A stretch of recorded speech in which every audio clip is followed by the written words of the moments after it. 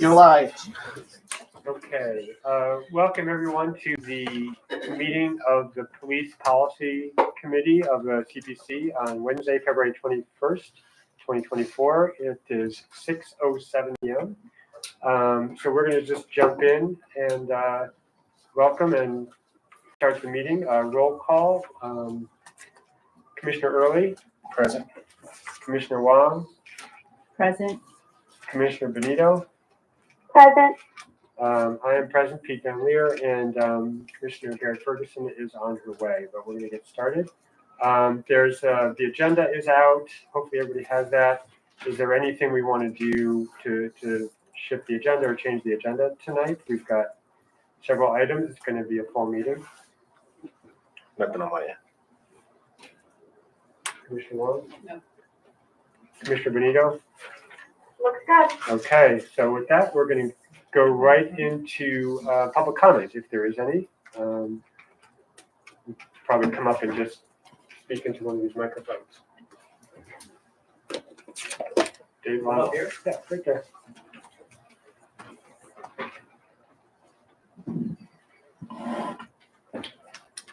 Thank you. Dave Lima, Surge, showing up for racial justice. I'm a member of the surveillance work group involved in the preparation of the GPO that's under consideration this evening. I'm in favor of it as revised and believe it clarifies procedures enabling the Cleveland Division of Police to employ this technology in a way that protects the Fourth Amendment rights of Cleveland residents. I do have some concerns that I wish to address and encourage the CPC to address them as well. First and foremost, is this technology cost effective? Secondly, is this technology a more effective use of the officer's time given the shortage of sworn officers? In order to answer these questions, ongoing auditing of the system, reviewed periodically, should determine whether the technology is achieving the goal of crime reduction and community safety. Comparison with priority 1 911 calls should be part of looking at this technology. Previous research suggests response to priority 1 911 calls to provide more reliable information regarding or requiring less of an officer's investigatory time and having better arrest outcomes. Data is currently being collected and analyzed by the Cleveland Division of Police. The CPC should have access to that data to determine if changes in the GPO are warranted or if the system itself should be abandoned. A process and timeline in collaboration with the Cleveland Division of Police should be established by the CPC to enable periodic review.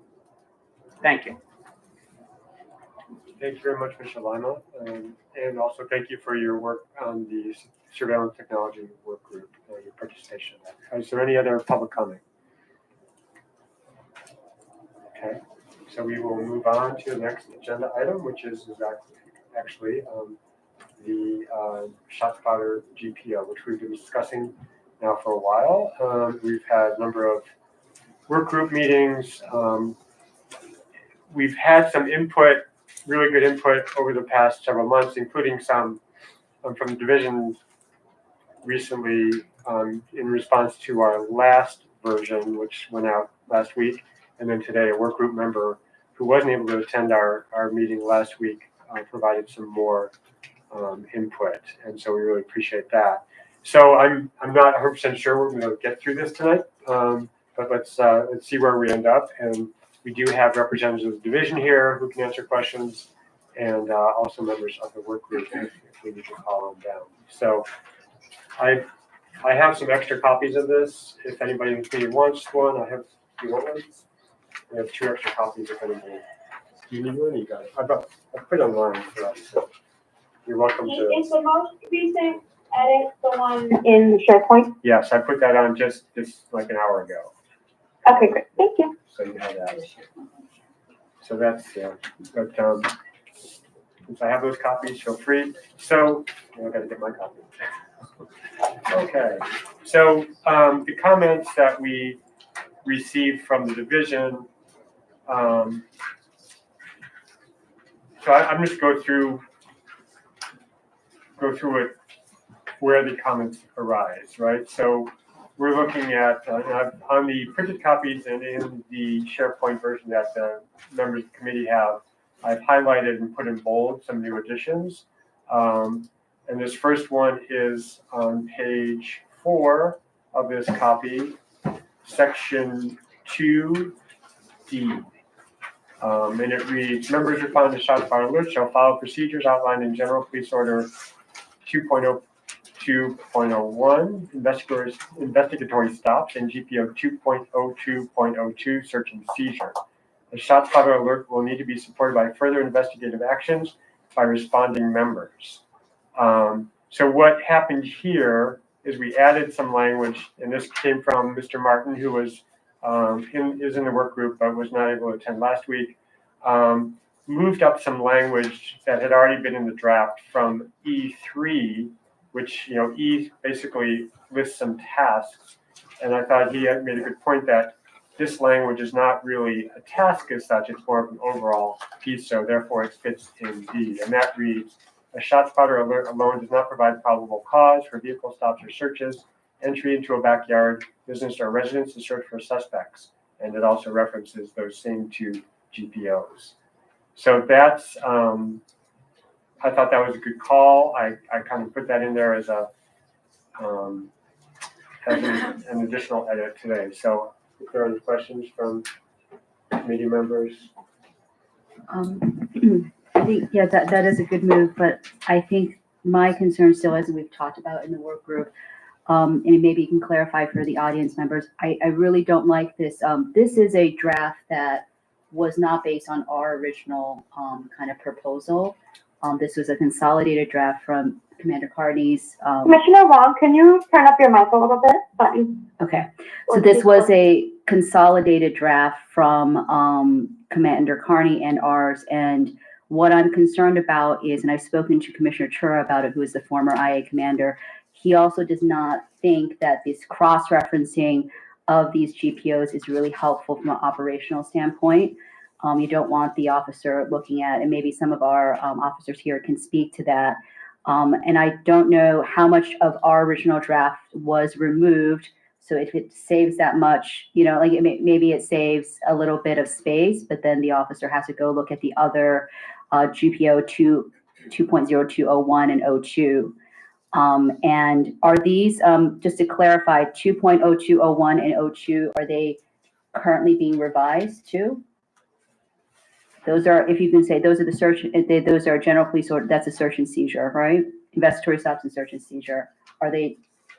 I would defer to our Captain Simon, perhaps, if you. Hi, Captain Simon with the Cleveland Division of Police. I'm in our Office of Compliance.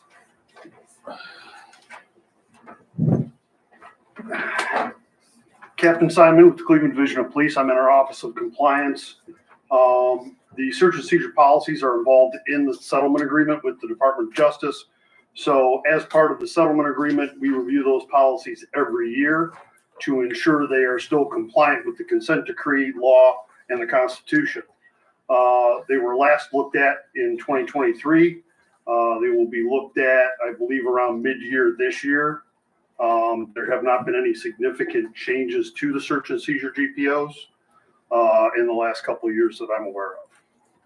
So, Captain Simon, could you tell us, I understand, just like operationally, do you believe, I'm not really understanding why we're cross-referencing and certain things were deleted from our draft, except for maybe brevity, but it seems like having a self-contained GPO that an officer can look at for this particular situation with the shot spotter might be beneficial for them. as in practice in the field, or could you maybe explain how an Sure. officer refers to these GPOs when Yeah, they're out there in absolutely, the field? because when we're writing policy for the division, which I've been doing for the past 8 years now, we don't like to repeat, even if it's the exact same language, in multiple policies. Because then, if there is a revision to that language, we've got to remember that it's in 8 separate places instead of just one. Using the cross references is a common practice in all of our policies. It's used extensively in our use of force policies as well, which is a practice that was actually endorsed and recommended by the monitoring team of the Department of Justice while we were drafting these policies. Mhm. Okay, so that's something we can take into consideration. I mean, Yeah, you were in just- this, you Mhm. were in the work group meeting on Friday, so this issue came up. But yeah, do you have another question? Or- Yeah, I just want to make sure, comparing with our language, I agree if it's have we made sure that this is redone? It was just a little bit hard to compare the two drafts because they were not together. I just want to make sure that whatever was taken out of our draft is contained in the other two GPOs in some way, and it doesn't have to be verbatim, because otherwise you don't have redundant information. You don't also have a self-contained GPO for, because it's just a little bit difficult for me to see what has been taken out from ours. I guess here over E I can see. So We're getting a lot of microphone feedback. If you're not talking, can you turn your mic off? Thank you. maybe on, I guess E was what, if we move on, section E, there were significant things. This cross out is our draft, is that true? Or is this only from Carney's draft? That was not from Carney's draft. That was done today in conversation with Mr. Martin from the work group. He made some points. I will get to that in a minute if we're done with Okay. this part. Okay, I'm just still very concerned because we don't have one consolidated draft showing what was actually taken out of ours. It's very difficult to, and cross-reference. Okay. So, okay, we can move on. All right, thank you. So we might call you back. Yeah, Get some exercise. You want to stay here if you want. All right, so the next section that had, sorry.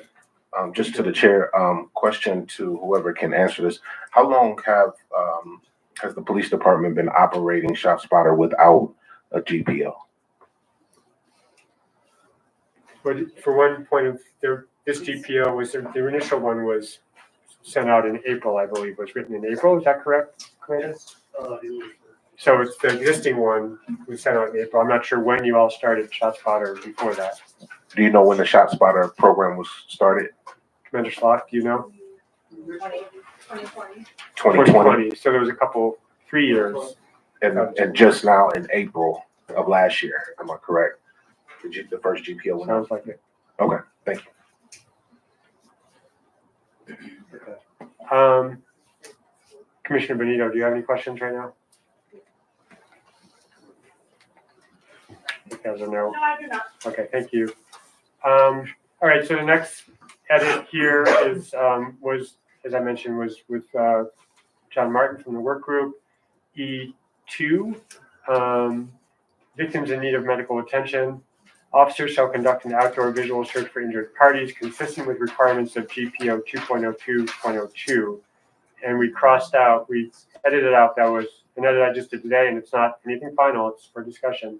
And it was the concerns raised by Mr. Martin were about essentially just to some degree similar to what Captain Simon just said, like not repeating things, but also for clarity, like it seemed that a search, if you have a 10-foot high fence, like what does it mean to look over a fence and how do you go about doing that? And, it just seemed more clear to just refer directly to the GPO rather than try to summarize language. And this is similar to the conversation we had on Friday in the work group. So that's what that's about. Are there any questions from the commissioners committee about that? Again, so this again is from Commander Carney's draft, right? No, That's it is not. As I just said, it's from today, a conversation with John Martin from the work group. The striked out part? It was stricken out today. Again, it's a proposed edit. but it was from today. It has nothing to do with Commander Carney's version. They have not seen it until today. The amended So I just want to make sure, because I'm looking at our ShotSpotter GPO version from December. And this, I just want to make, so our language would read, victims in need of medical attention, officers shall conduct an outdoor visual search for injured parties. The search may include looking over fences into backyards if the 25-meter radius extends into those areas. While conducting the search, officers shall not enter into the curtilage of a residence or the residence itself unless the particular facts and circumstances, including the alert, are sufficient to provide an exigent circumstance to enter the curtilage or residence. So we're now saying that that is contained in GPO 2.02.2. Mr. Martin, would you care to respond? You can hit the button. Good evening. I'm John Martin from the Public Defender's Office, and I'm part of the working group. And Commissioner, it's good to see you again. My suggestion was that, and I have to say, because I didn't join the working group until last month, and so I didn't see the December draft. But that having been said, I would still, having heard you read it, and slightly different than the language here, I would still stand by my suggestion. My suggestion was simply this. The language about the search may include looking over fences into backyards if the 25-meter radius extends into those areas. While conducting the search, the officer, and this draft was, may enter the curtilage of a residence or the residence itself if the requirements of Section 8C have been met. The problem I have with all of that is that you're taking the Fourth Amendment issues, and as been stated before, you're trying to condense and to a certain extent shoehorn, and I say that respectfully, them into the specific provisions with respect to ShotSpotter. Those Fourth Amendment principles apply in all aspects of police work. And therefore, to try to particularize them into ShotSpotter, I think does you a little bit of a disservice. I want from my perspective, not just as a public defender, but as a former prosecutor and as a citizen, I want the police to follow the Fourth Amendment. I believe that the police want to follow the Fourth Amendment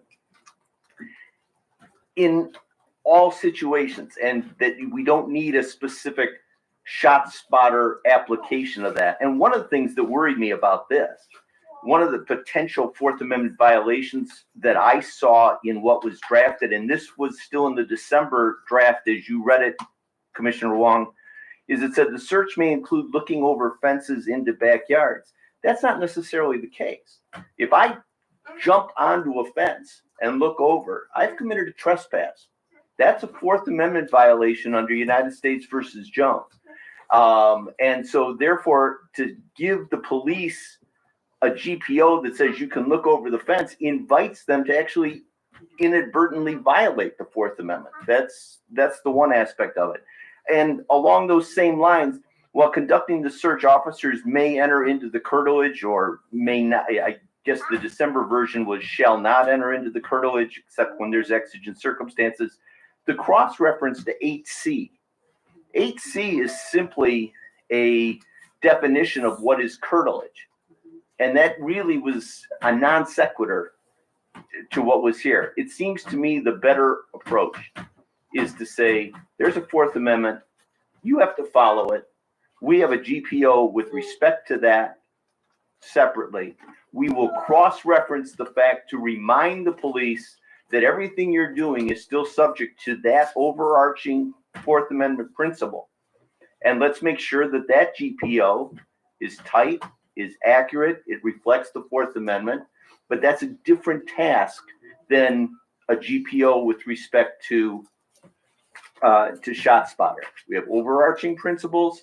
We have a specific issue of GPO with respect to ShotSpotter. Let's respect them both, but let's not cross-reference. So let's not let's not cross-contaminate them, if you will. Very good, thank you. I did have a question in GPO two, since you mentioned the fences, is this mentioned anywhere in that GPO? In O2? I'm looking, I'm trying to search. I don't know that it is. It would, not. and maybe that's something that is taken up when this GPO is reviewed again.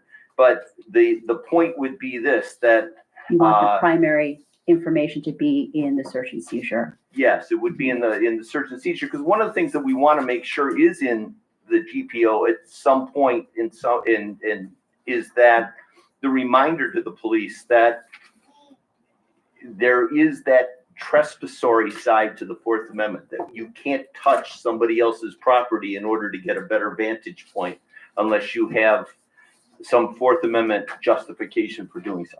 Okay, thank And I'm you. sorry to have taken so long to No, answer a this is- very I direct really question. appreciate your expertise and. So I have a question. Can we can choose at any point as the commission to edit a GPO, even if it's not in schedule of coming up? Is that true? Well, it's what we did, it's what we've done with this, so, recently. So I We'd would, like to yeah, work with the, if we if can, you're up for review, if those are up for review anyway, we can plug into that. right, because I'm just, as long as it's contained in another GPO and it's updated according to what Mr. Martin has said, then it's somewhere. But I do see that the fence is not mentioned. Can I just ask the commanders or captains a question? How are they trained on these GPOs? What is the process? Do they read the GPO? Is there a discussion? Do they take a quiz? How do they make sure that the officers because it's pretty extensive, as we have many lawyers working on this. So what is the experience of the officers when they're, please, thank you.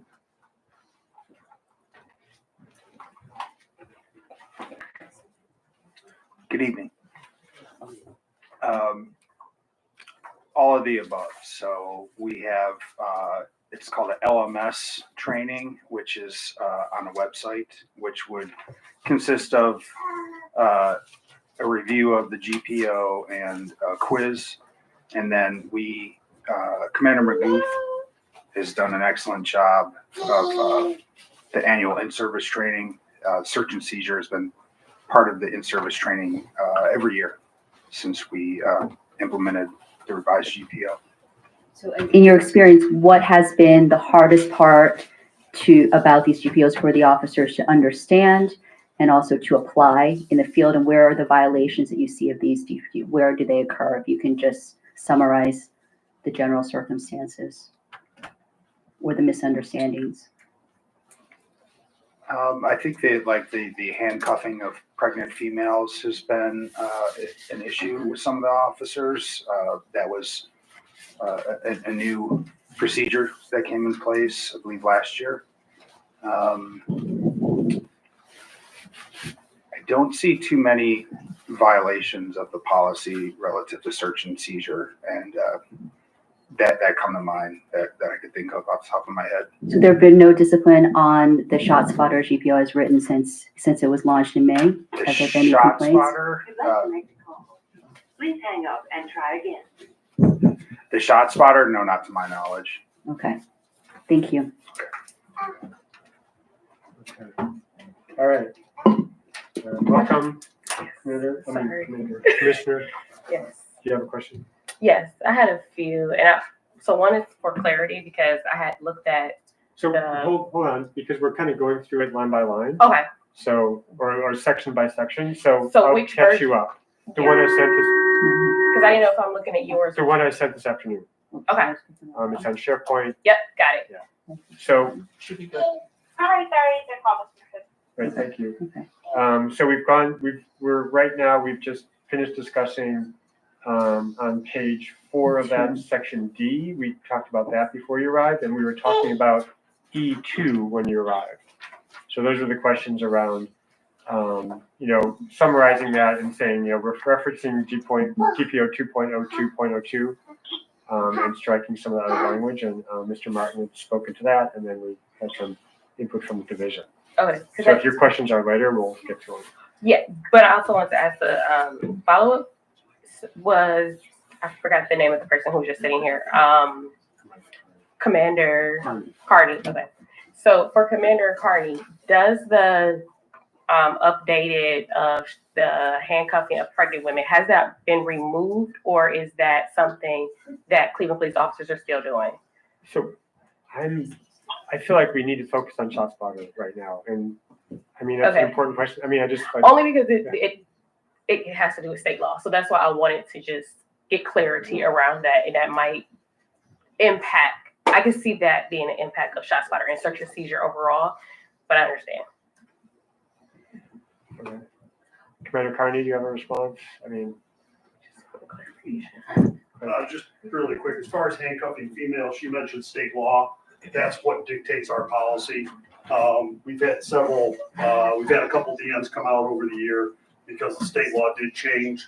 So our policies are in line with state law. Thank you.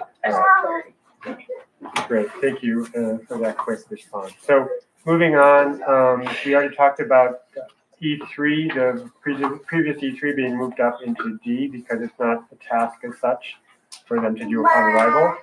Number 3, evidence. I highlighted this because there are questions around that 25-meter radius, and I don't know, John, Martin, do you have something to add about that? I mean, I know you've been having some conversations, or perhaps that are relevant here that have addressed the concerns you raised. So this came up in a conversation this afternoon when John Martin called me because he wasn't able to meet the meeting last week. So. Thank you very much again. I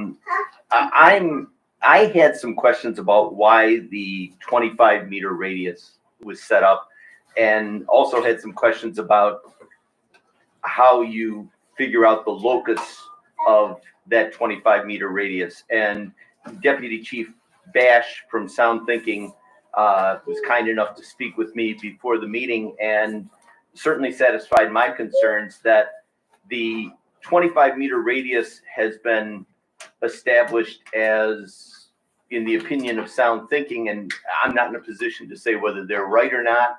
I don't want to go that far, but in their professional evaluation, and I would say that I understand that their technology has passed some legal tests here in Ohio, that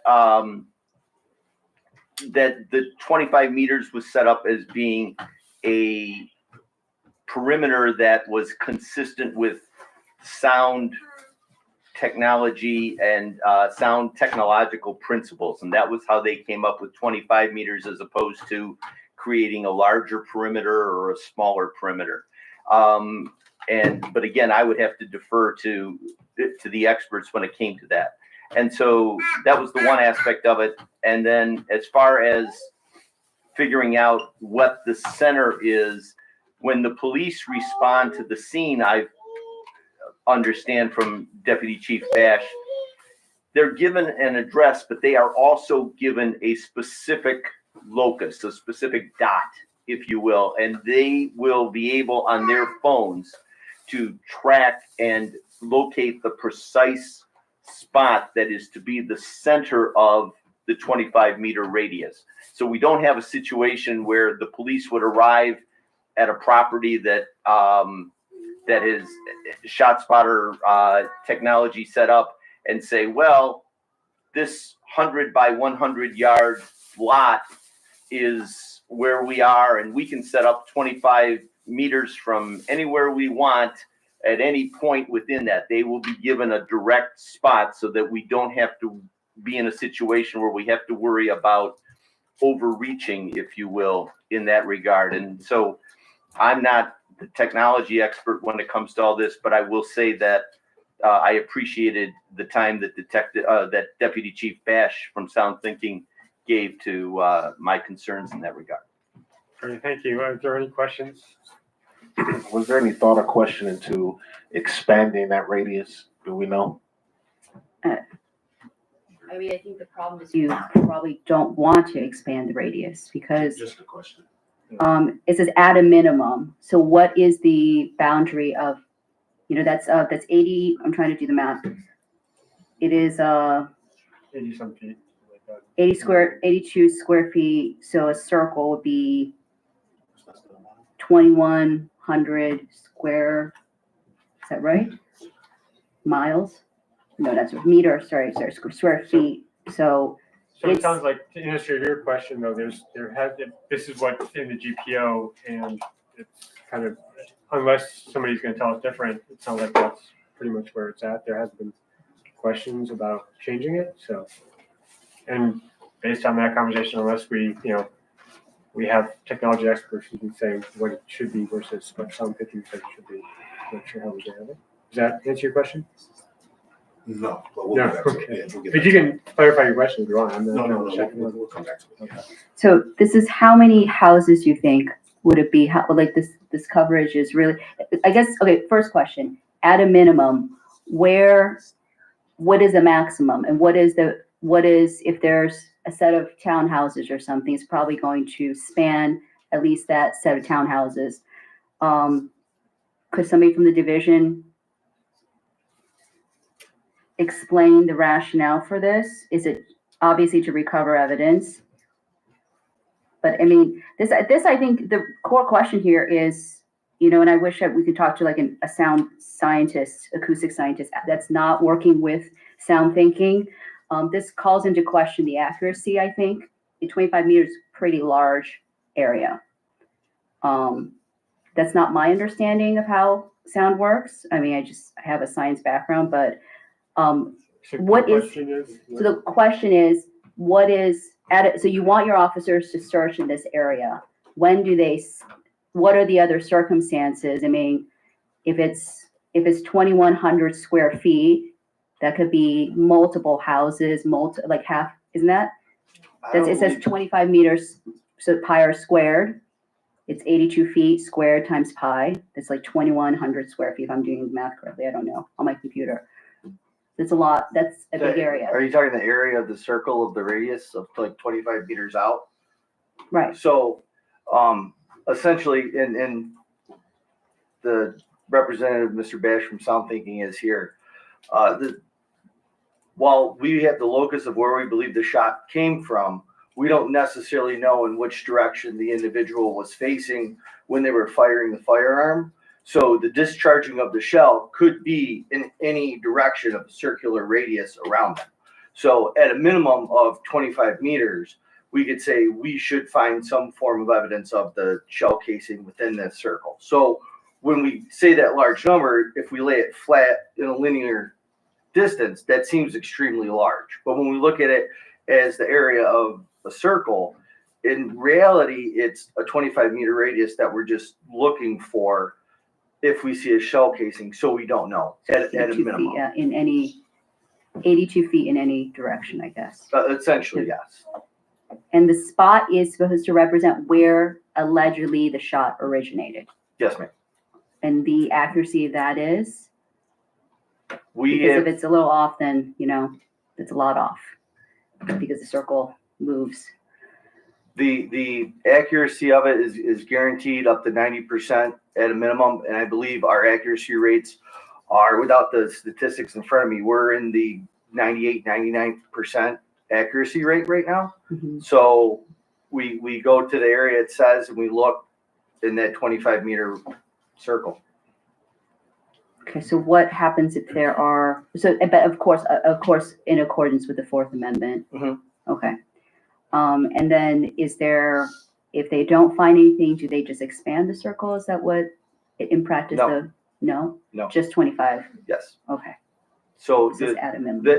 at a minimum is to, if we find evidence, say we find it at the edge of the 25-meter, There you go. More. then we go, okay, well, that's in a reasonable distance. What else could we find in this area?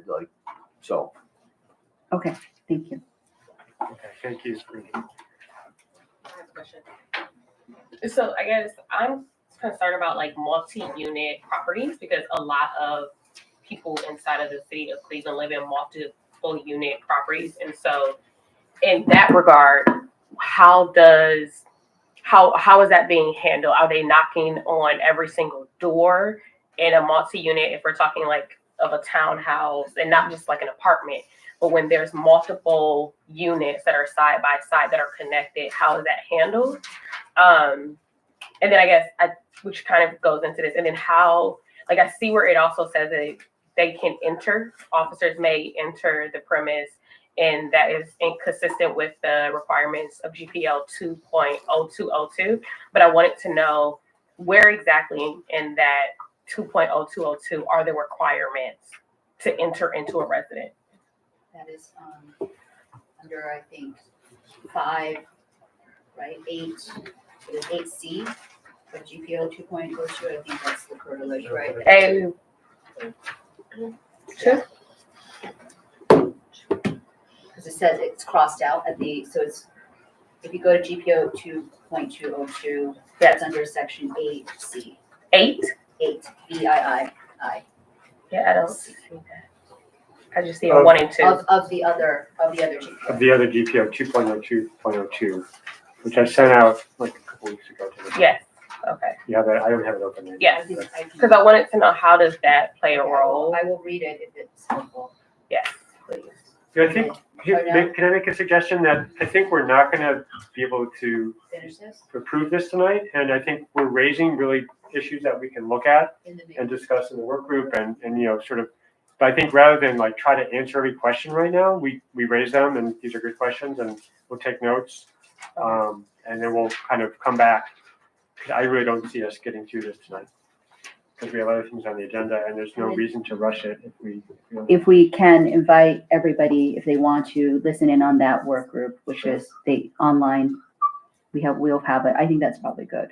Can other commissioners also come to get the answers to these questions? Where we have issues Ken around, yeah, Noble, the we'll Noble. figure that out. So how do we get the answers to the questions if we're not allowed to be there? But we can. And we can't, they can't be answered tonight? Because you said we can ask the questions tonight, but we don't want to answer them all because we don't have time to.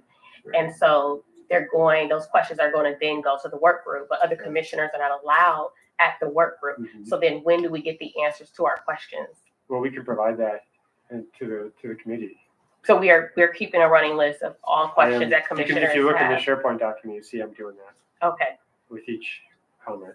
Maybe if you can provide the And you can also questions, follow up. and then we can take it into the work group and we can have, I mean, I don't know really so what the tonight we're requirement, not, we're just not voting on. I just don't imagine us getting through this, given. no, I'm just asking about the questions, like, because, I'm taking notes okay, in the document, if you can see my comments in the document, but you can also send them to us, and we will.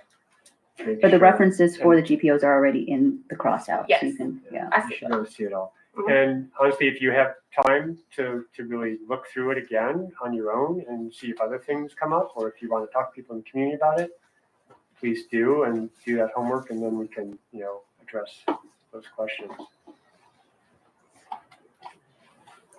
Is that good? So your 2 questions were about multi-unit residence and more information about what the probable cause and reasonable suspicion are for actually entering a residence. yes, because I wanted to know would they enter the residence of each property that is within that 25-mile radius? 25 meter. I mean, 25-meter radius, meters.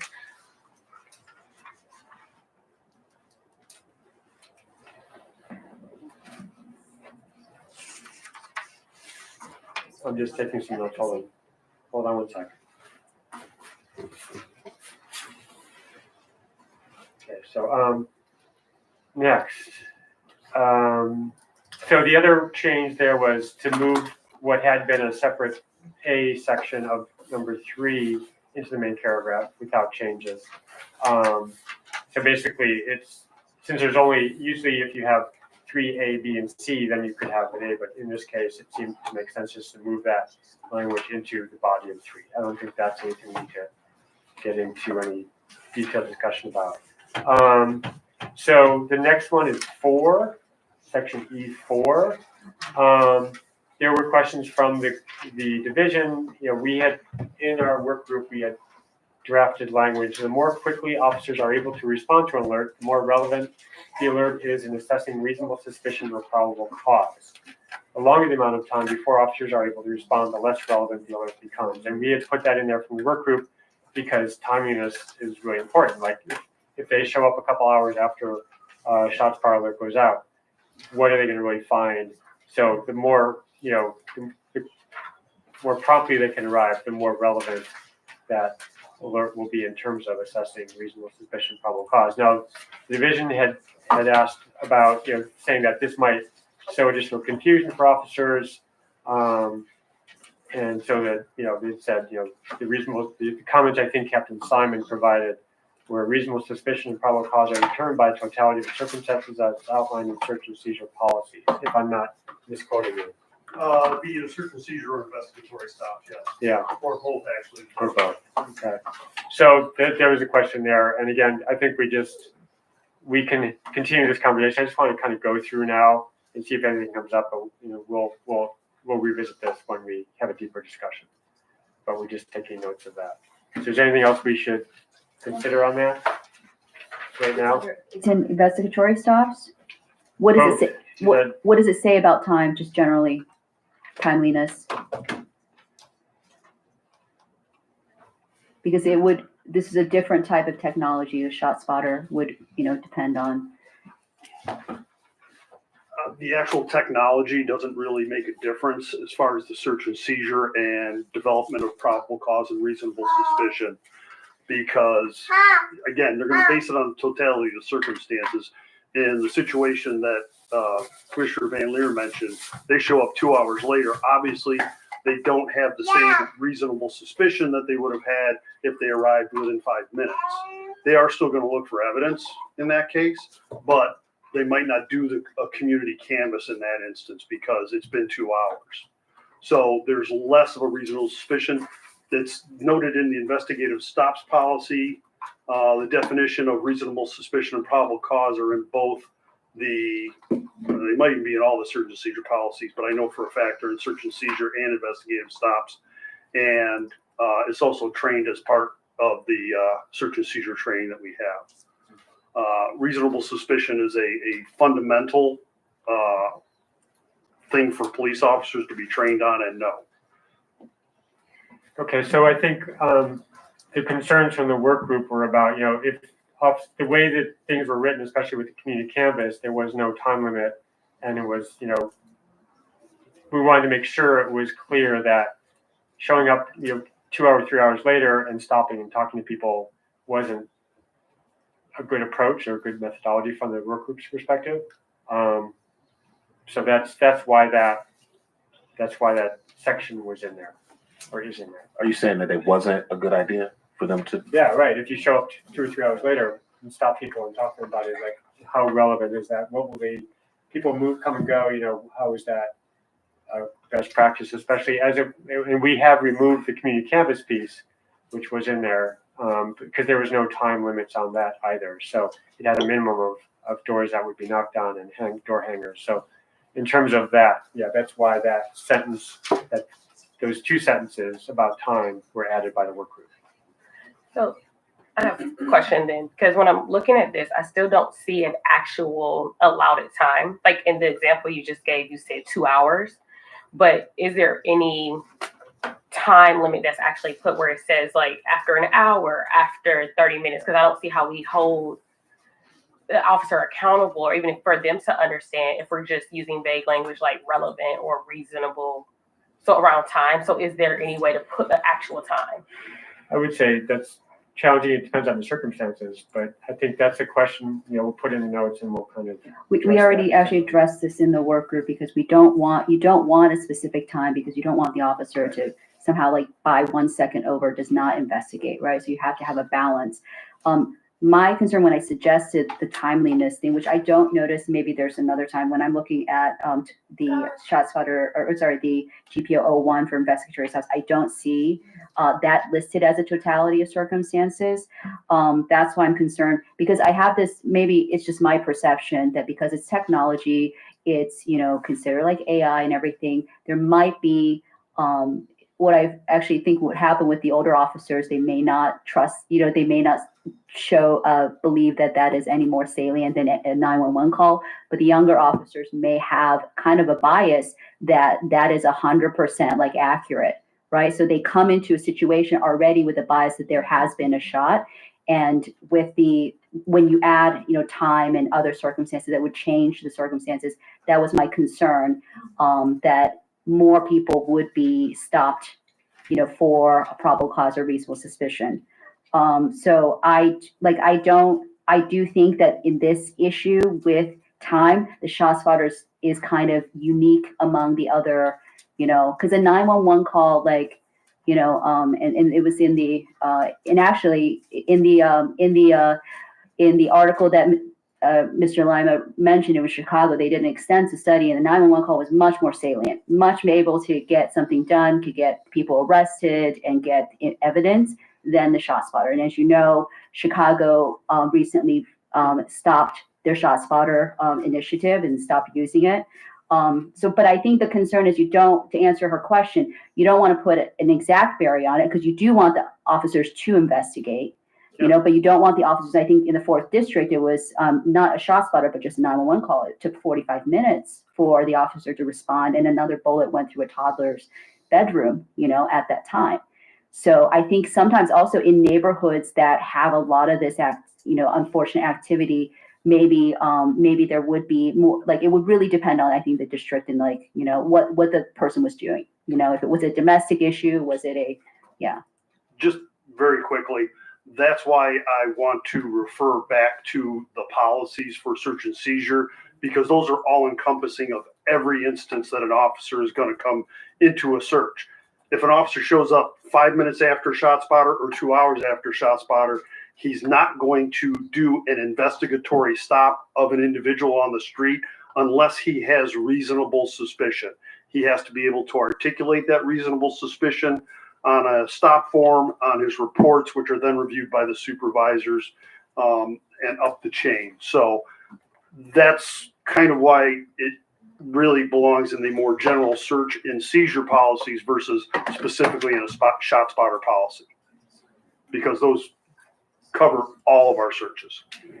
All right, that's super helpful. Okay. The other thing that we're just going to note here, and this will be more conversation, is we did remove the community canvas, and I know the division has thoughts about that. I think that could be a conversation we can talk about at another point. I would want to move on. So under 3 supervisory responsibilities, we took out language that I had missed when I edited after we took out community canvas that referred to community canvas. So that's a pretty straightforward thing there, and it's tied up with our decision to remove community canvas. Down below section B under 3, it said district commander shall, and we had ensure a supply, some language ensuring supply of door hangers removed. We removed that language because, again, if we've eliminated the community canvas, there's no reason for there to be door hangers. But that's, I think, we're not going to solve that problem right now. Question. Yes.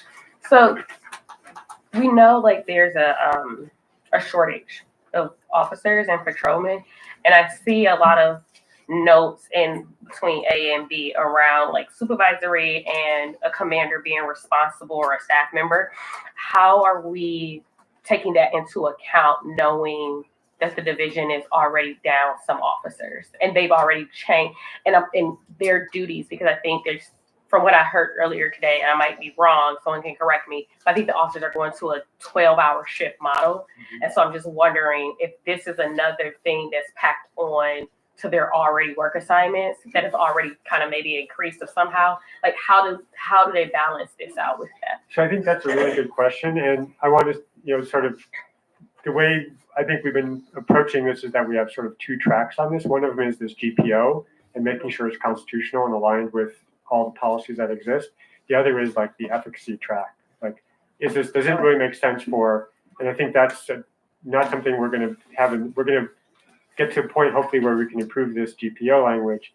And then the other piece of the work will continue around, there are people from Cleveland State here who are doing the research for the division.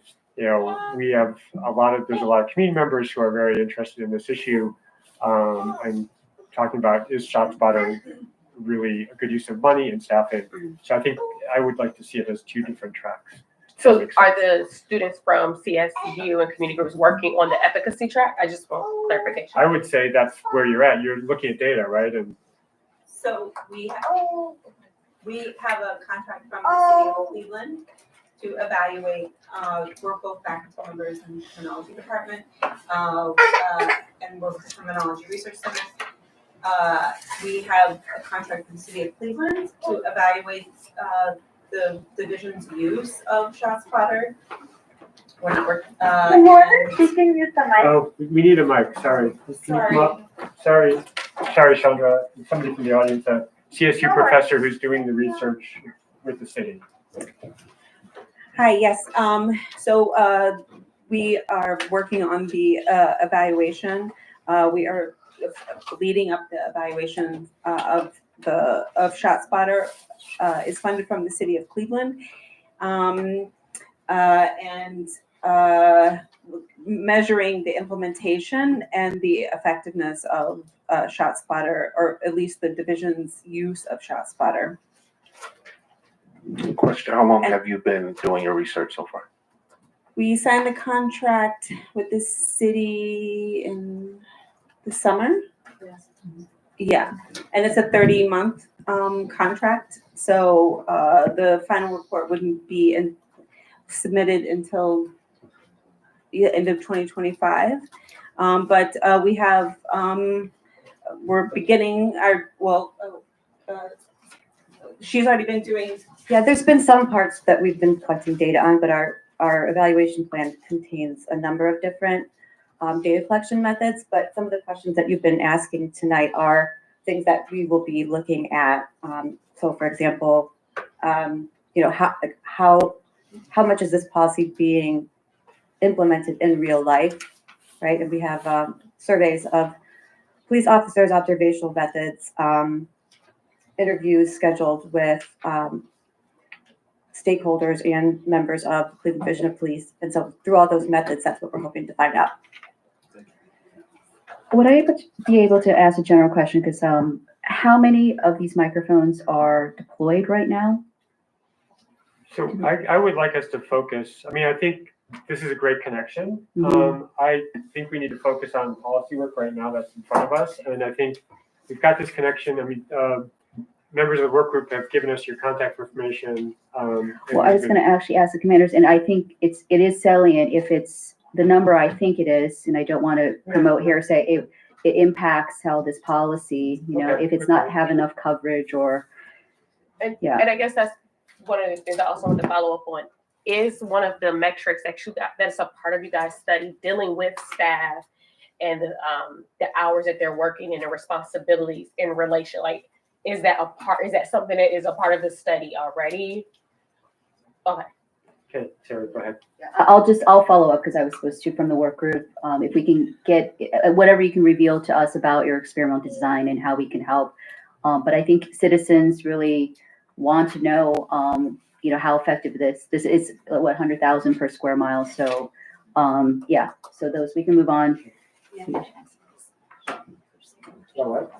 I was going to say, well, we did want to mention that actually another second part of our evaluation is not only to look at how it's being implemented and in order to look at the effect, how effective it is, but also the part of the contract is for us to gain insight from the community members about how it may have affected their trust in police.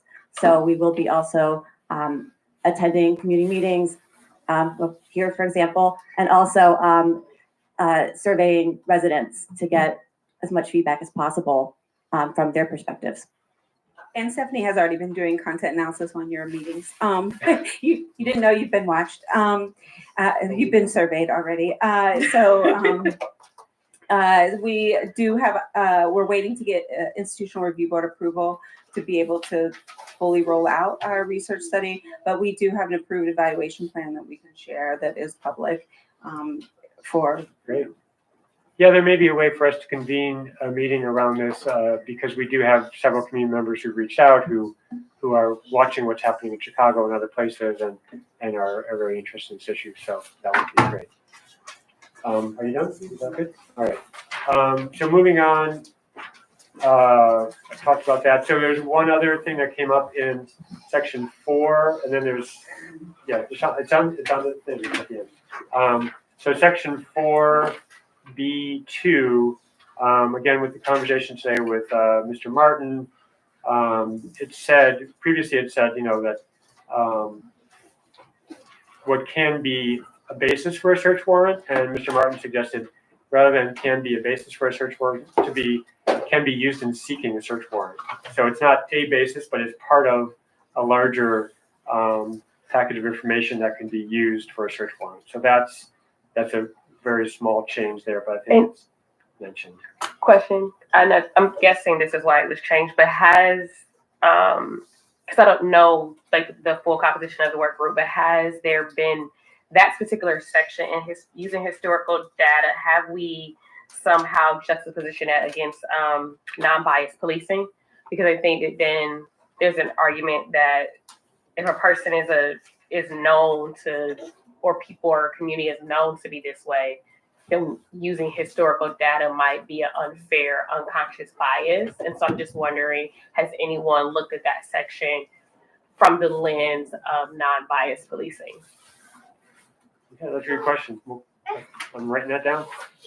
Can No, you no, that send we me the have. link to the SharePoint? Because for some reason I don't have I the sent link. the email like 5 o'clock or so. It's Or 4:30? It's in second response. Yeah, because I have the email for that, but I don't see the SharePoint. So there's a second email. I hit reply all and just, I sent a link out to that. Did that come through? I can send it again. Question. Yeah, I'll send it again. thank you. Hold on 1 second. Let's see. Pete, I can send it for you if you want to continue facilitating. Thank you, Chandra. Sure. Thanks. All right, thank you. Yeah, so moving on. So there was another question that a community member had raised around signage. It was basically, I mean, it's sort of a question for the division. And Commander Carney maybe, or somebody had responded with some reasons like how you do outreach and how you let people know about things. But this community member was very specific on thinking that signage would help deter crime potentially, or let people know that maybe not precise location, but that there is ShotSpotter happening, that there are microphone ShotSpotter sensors located in certain areas. So that is a question. And if you have a quick response to that, I don't know if we need to get into that. That community member is not here, but we committed to her that we would raise this question.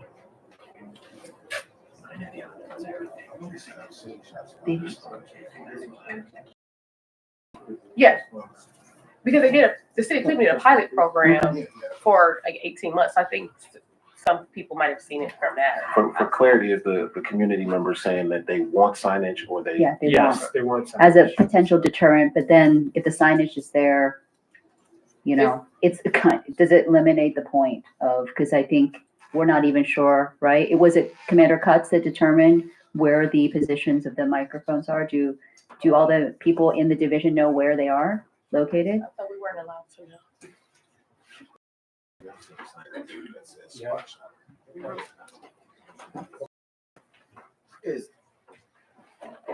The actual locations of the being covered. One and the same, right? It would be Either or. either or. Probably more the areas being covered because there's clearly that saying where the microphones are would be. Does it take 3 microphones to triangulate, or how does it work? It does take 3 microphones to triangulate. For multiple gunfire, it could take 4. But the locations that are covered, I know those areas, but the exact locations of the sensors where they're located, I'm not privy to that information.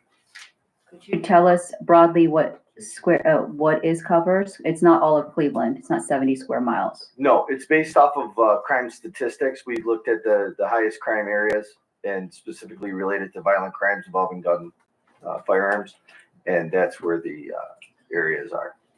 Is there a broad map of all those areas for the community? Not for the community. I do not believe. I'd have to get back to you on that one. Okay.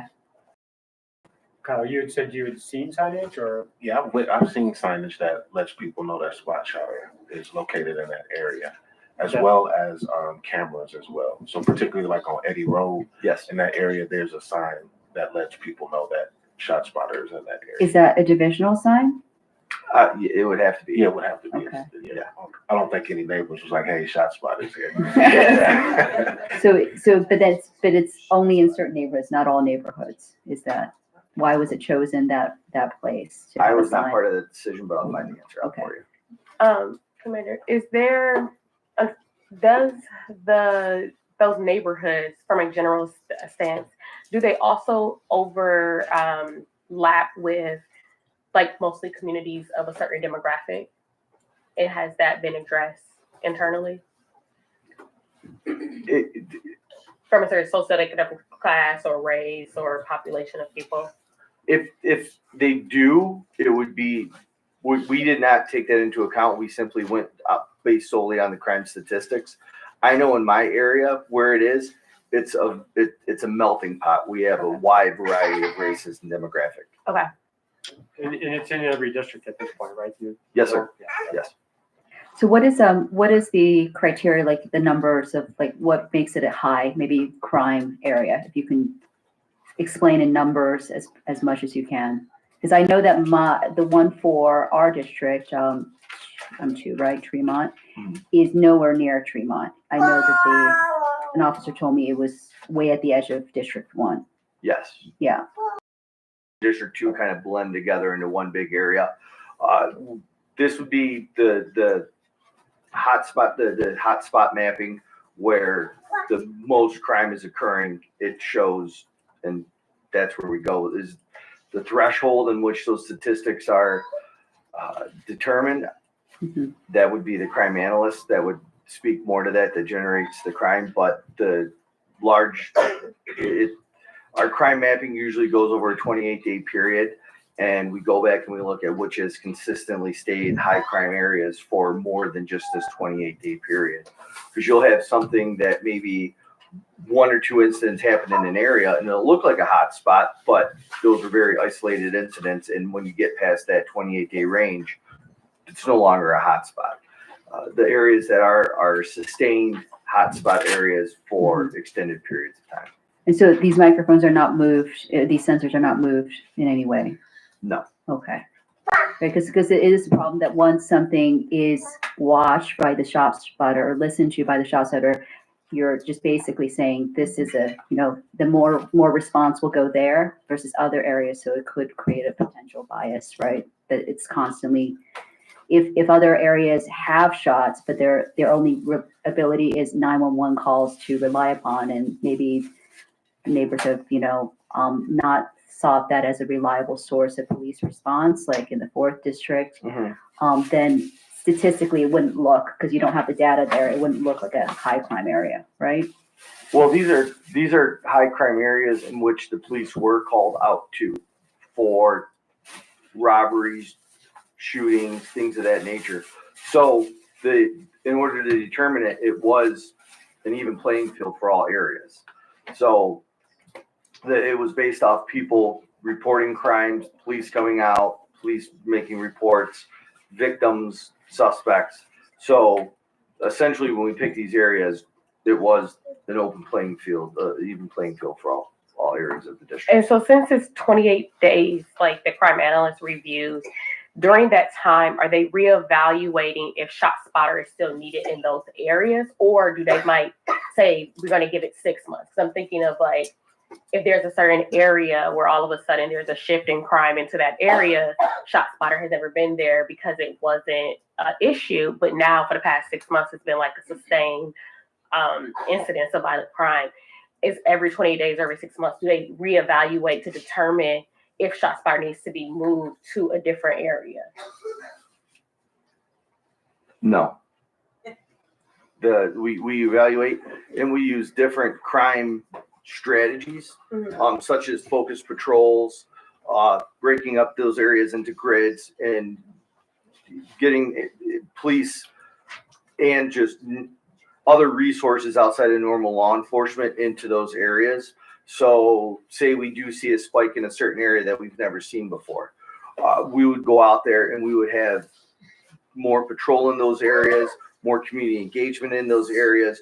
We would really get out there, walk the door to door, and ask the community, what's going on? What has happened here over the last 28 days that all of a sudden we're seeing this spike in crime? And we really focus our efforts into, was it an isolated incident? Did somebody new move to town? Did somebody just get out of jail? are we seeing, is it summertime in the youth, there's no extracurricular activities for the youth? So in response to the ShotSpotter, does that mean that ShotSpotter locations are stagnant for the duration of the contract once it's already been decided where they are?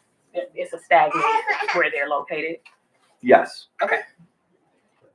Great, good questions. Sorry, Pete. No, thank you, that's great, good information. So we're gonna continue this conversation. I'd like us to move on. I think we've already talked about ShotSpotter efficacy as a second track for the work, so that is in process.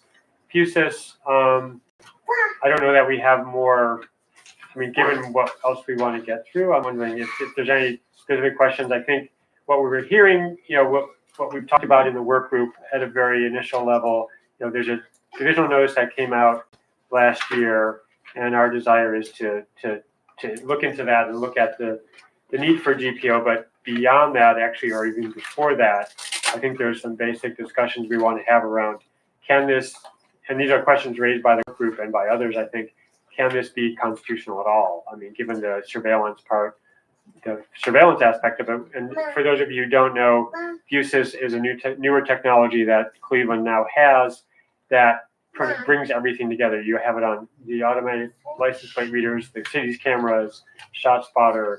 It's real-time sort of visual of all of those pieces, and it can be available to officers on their phones upon request. And we don't know what the criteria are for who gets that. But so I think there's, initially thinking, well, there needs to be a general police order on this, not just a divisional notice, because the divisional notice doesn't have a lot of, it's not a policy. It's just sort of like, this is happening, and you can access it if you're a police officer.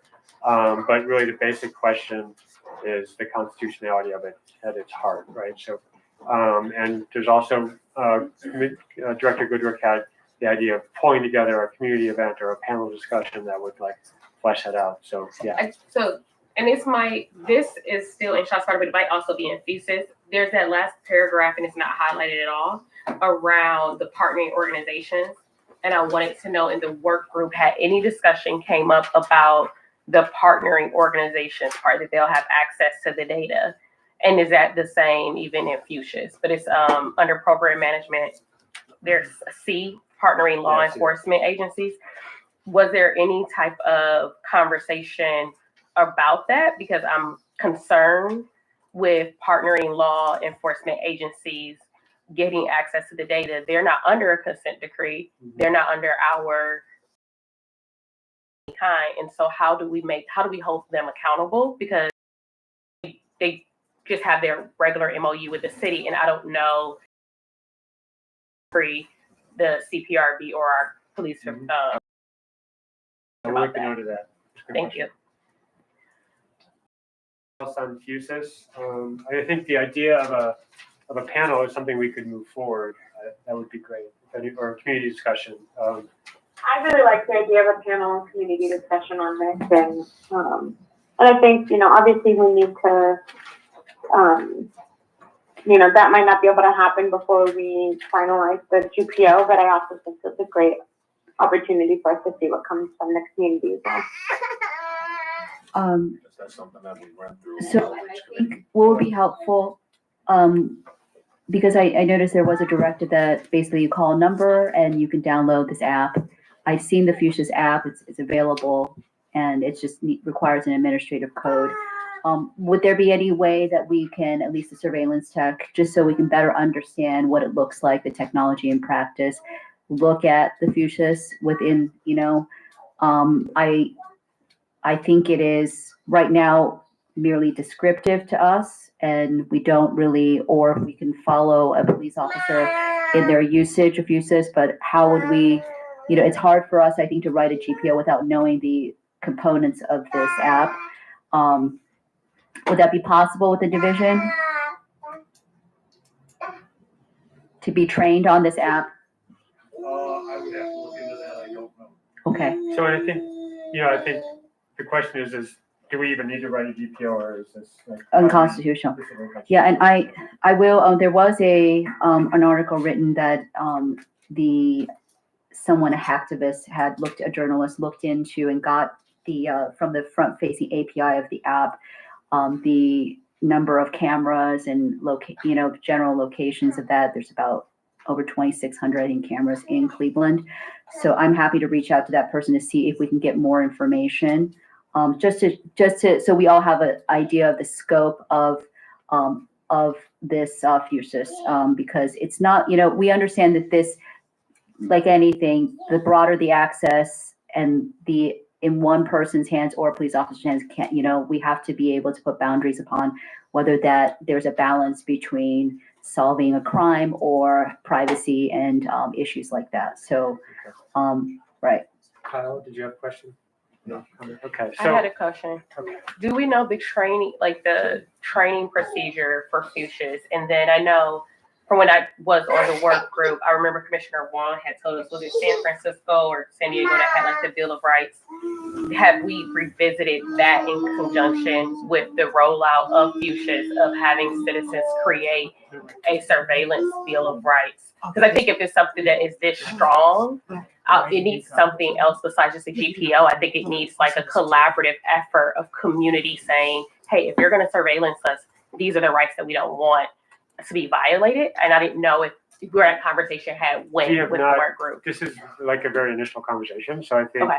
I think we can work with staff to. Is FUSIS a part of that same work group that ShotSpotter is? No, well, it would be, yes. It Okay. would be, yes. But I mean, I think that this idea of a community forum could be done outside that. Just we could work with the staff to figure that out as long as this group is in favor of it. So I think we should just move forward with that. Okay. Yeah. Definitely in favor of the community input. Also want to encourage us to review the previous commission's recommendations on these matters as well. They did a wonderful job of giving us, some leg room to work with. So please review that because I have, and it's answering some of the questions that we're asking right now. Great. Thank you for the reminder, Commissioner Rowling. All right. I'd like to move on to the behavioral health and crisis intervention. Commissioner Benito, if you want to chime in. Yeah. So we did review this GPO in the last meeting a little bit, but I did bring it to our behavioral health and crisis intervention work group and solicited feedback from them, and then used that to make some revisions. And yeah, so I can go over those, the main revisions that were made.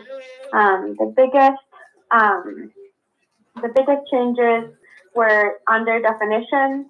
It says there was concern about some officers maybe not realizing that they might have a delayed response to a traumatic incident. And so we added some language under the definition of traumatic incident to an event from any time during an officer's employment.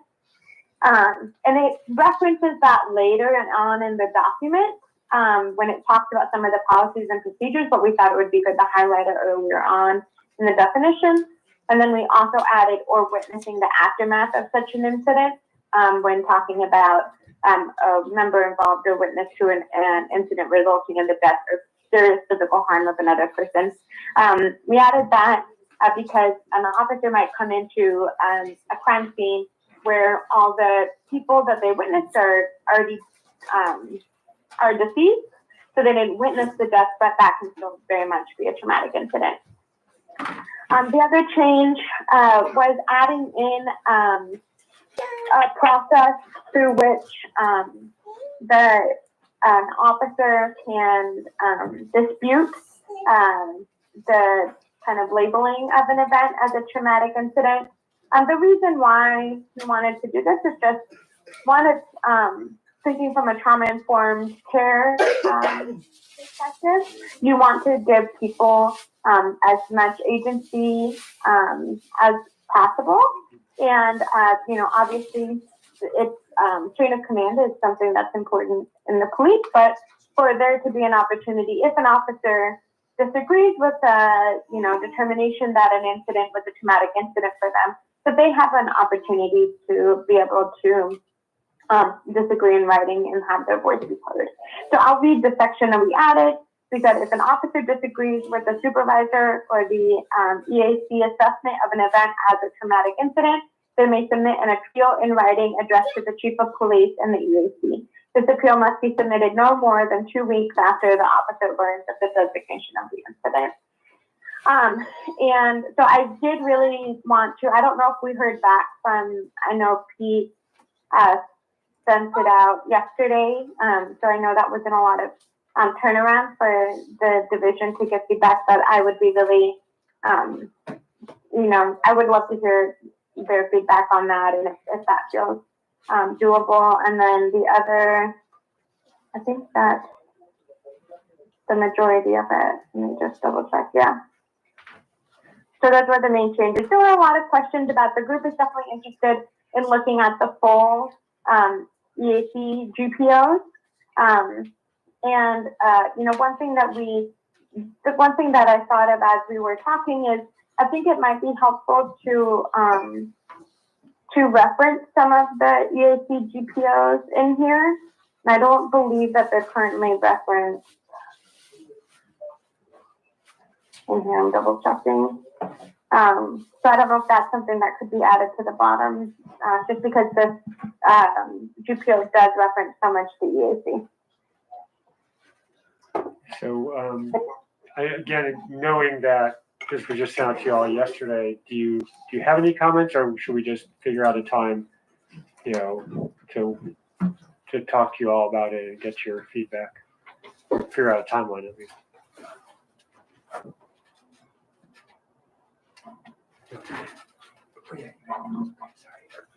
Yes, I believe I just received that document today, so we're still circulating it internally for comment. I did review it today and then put my comments on it and circulated it to Sergeant Dawson and Captain Simon and Sergeant Graham, and I'll have to give that to Dr. Franklin as well. So I would just ask to table that discussion until everyone has an opportunity to review those revisions.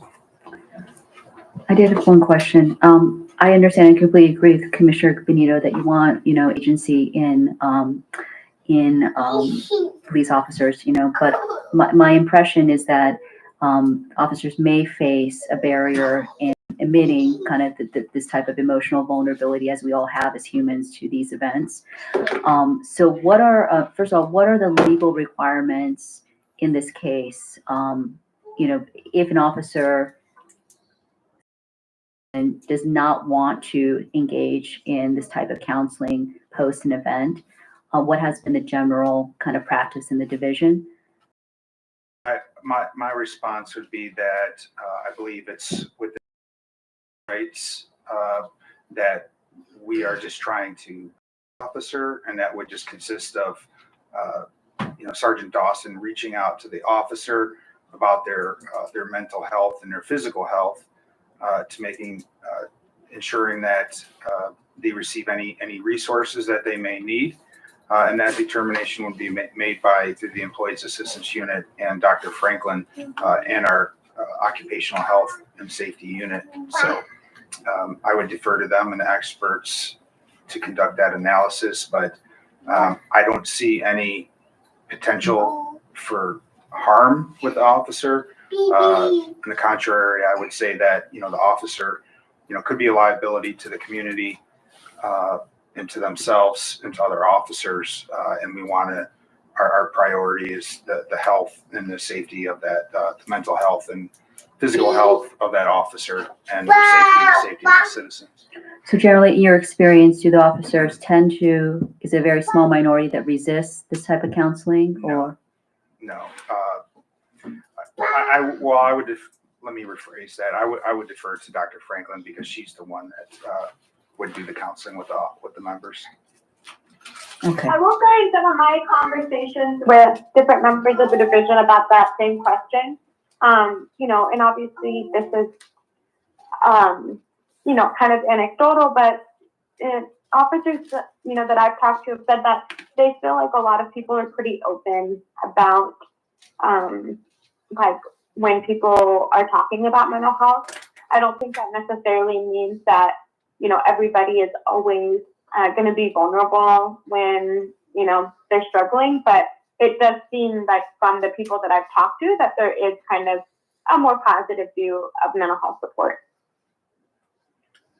Yes, I would agree. I mean, the division has definitely, shifted over the last, 20 years or so, where, there was, probably when I started, a stigma for, mental health. And, I think Sergeant Dawson and Dr. Franklin and the Employees Assistance Unit have done a tremendous job with the mental well-being of the officers and their mental health, and providing assistance and resources.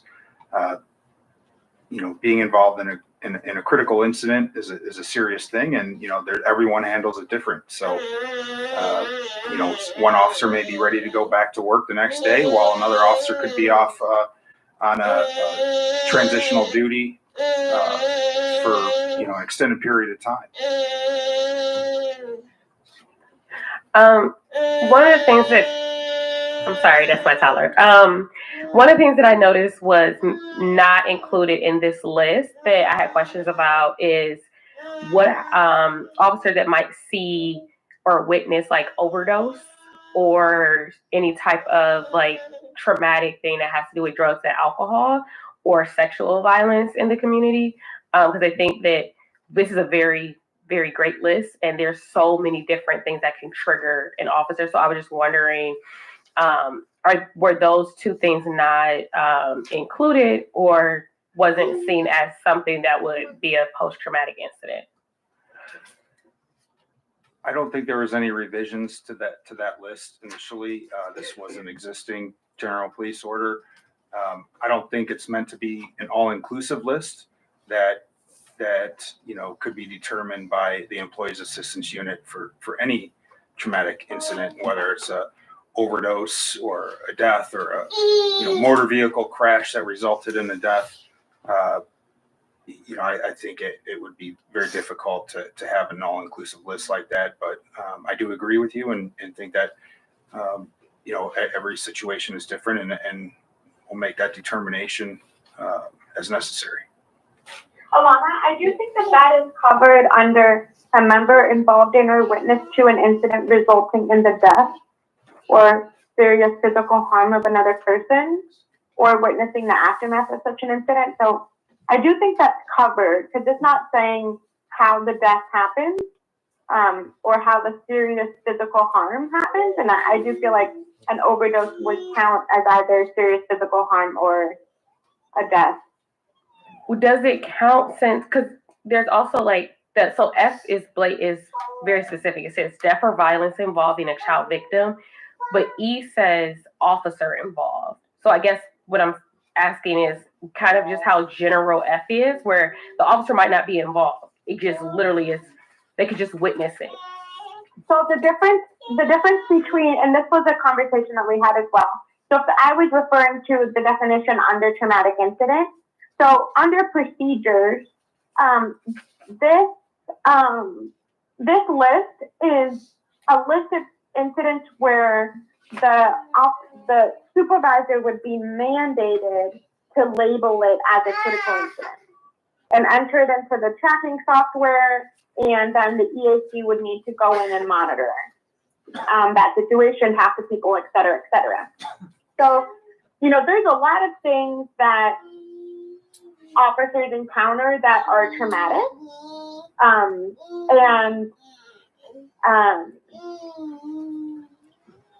If we put and we had the same exact conversation, like we talked about adding specific things. And one of the kind of conversations we had is, because this is basically saying when this type of event happens, this automatically means that this protocol needs to be started. We didn't want to make it too specific because it's not going to cover everything. And also, we can't have officers being pulled into an EAC process for, if they're experiencing something like this once a week, right?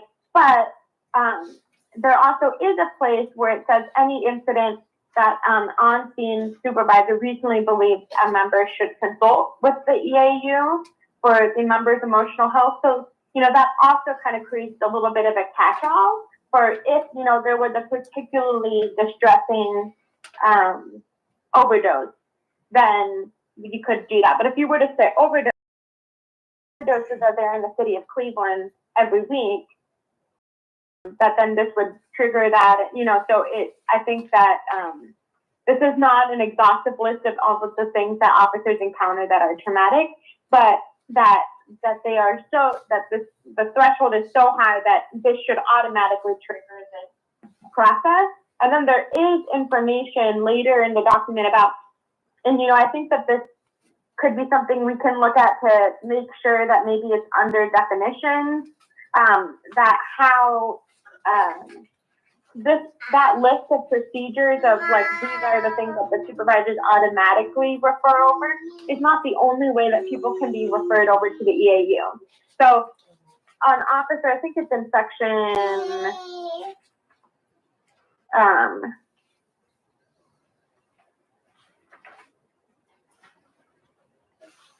I'm sorry, I'm pulling it up.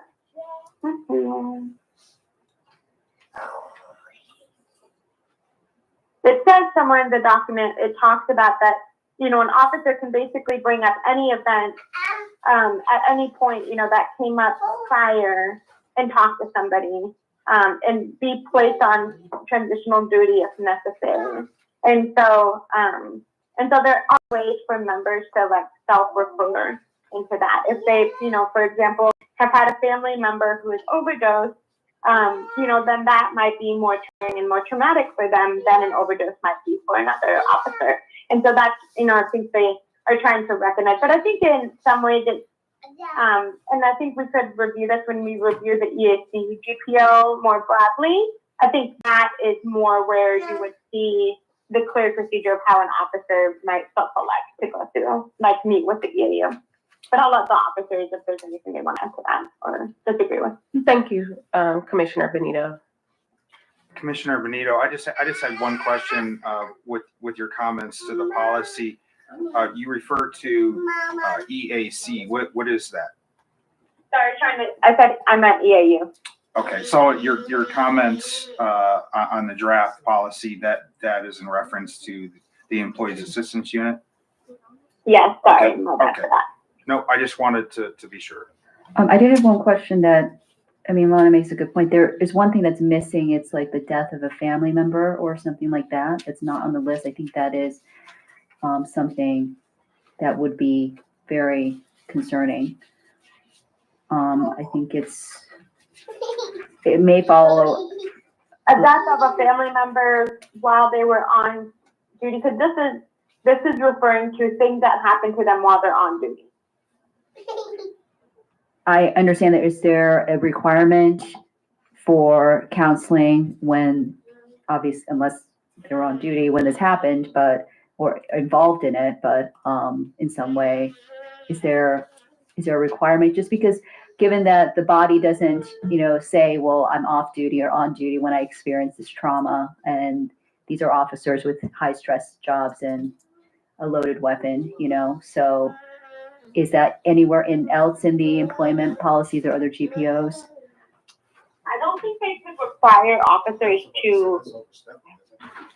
Yeah. I don't think that they could require officers to receive training, to receive therapy for the death of a family member. Captain Simon's coming to the mic. Oh. Yeah, just really quickly, regarding things that happen off duty or on duty. The division has currently, we track specific incidents in officers' activities.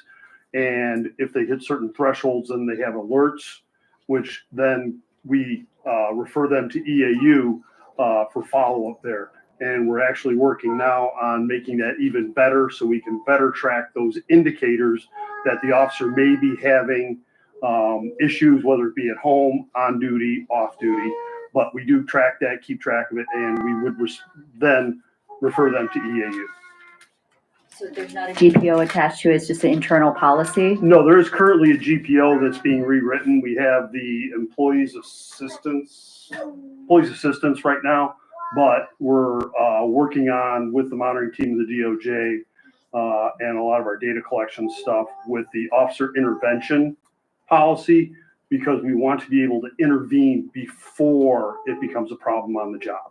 Okay, thank you. I would love to be a part of that conversation if that would be an option or to kind of help with that. I can check with the group and see. Yeah, absolutely. Okay, so, is there anything else from the, your work group, Chandra?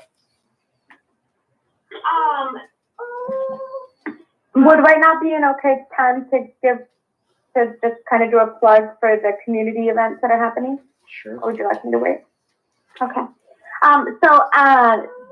You commissioners may have seen, I sent an email out with information about there's currently a set of community meetings that are being held to solicit feedback about the care response pilot. And so I would just encourage, especially our community to attend one.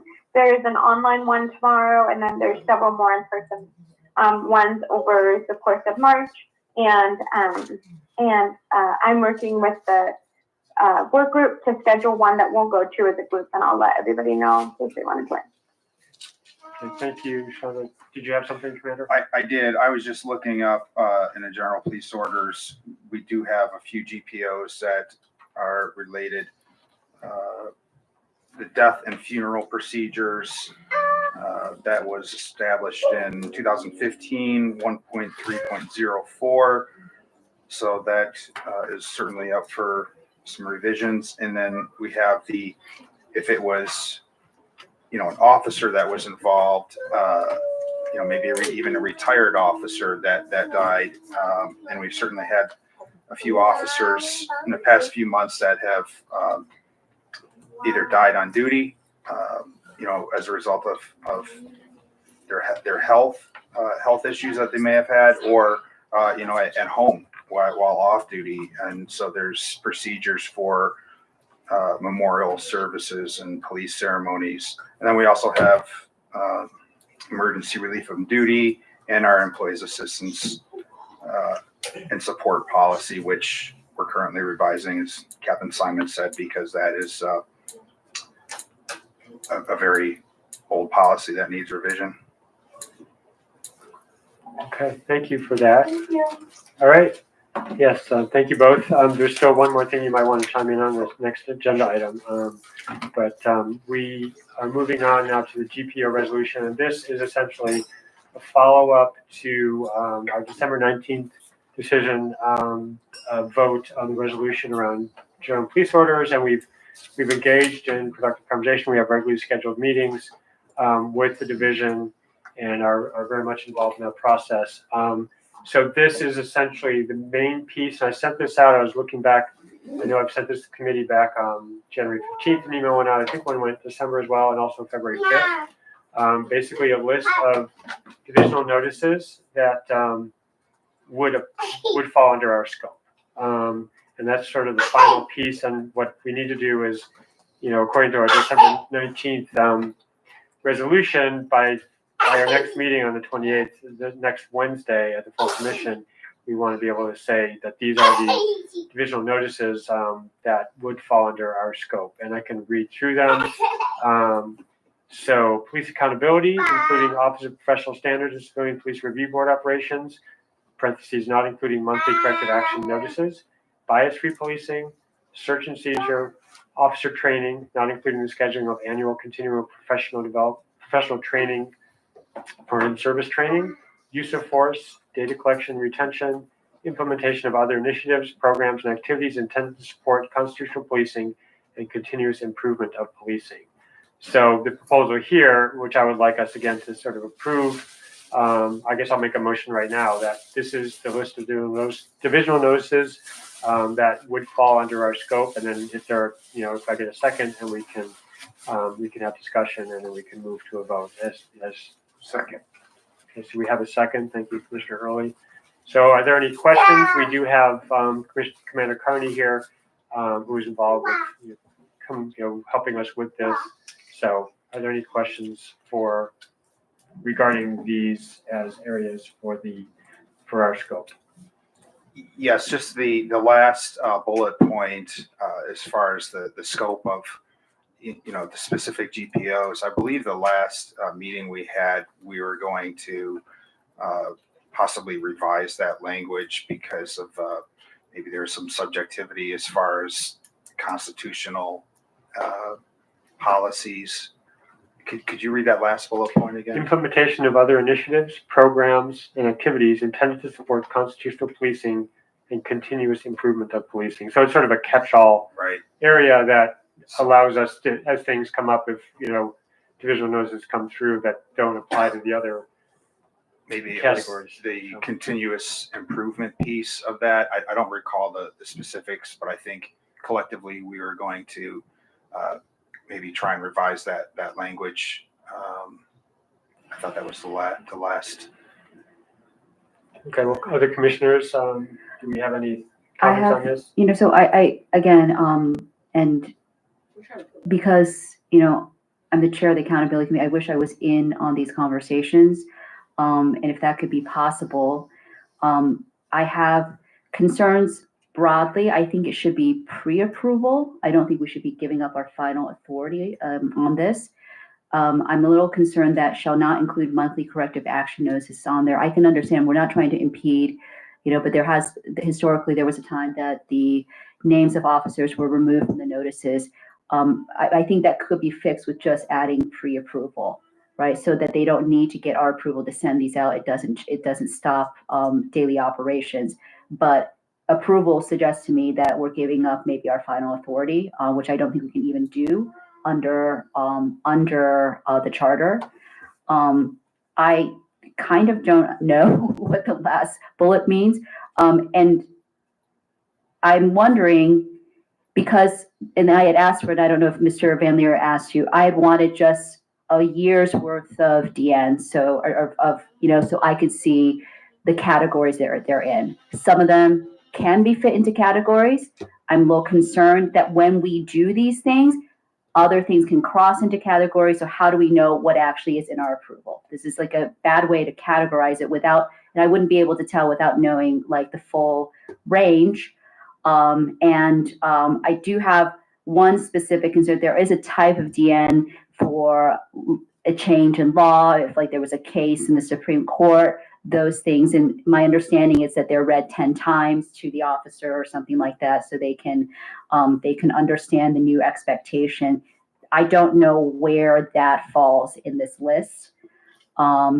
Is it better to say that don't require approval? Is it better to say it in the negative and then leave all these things in?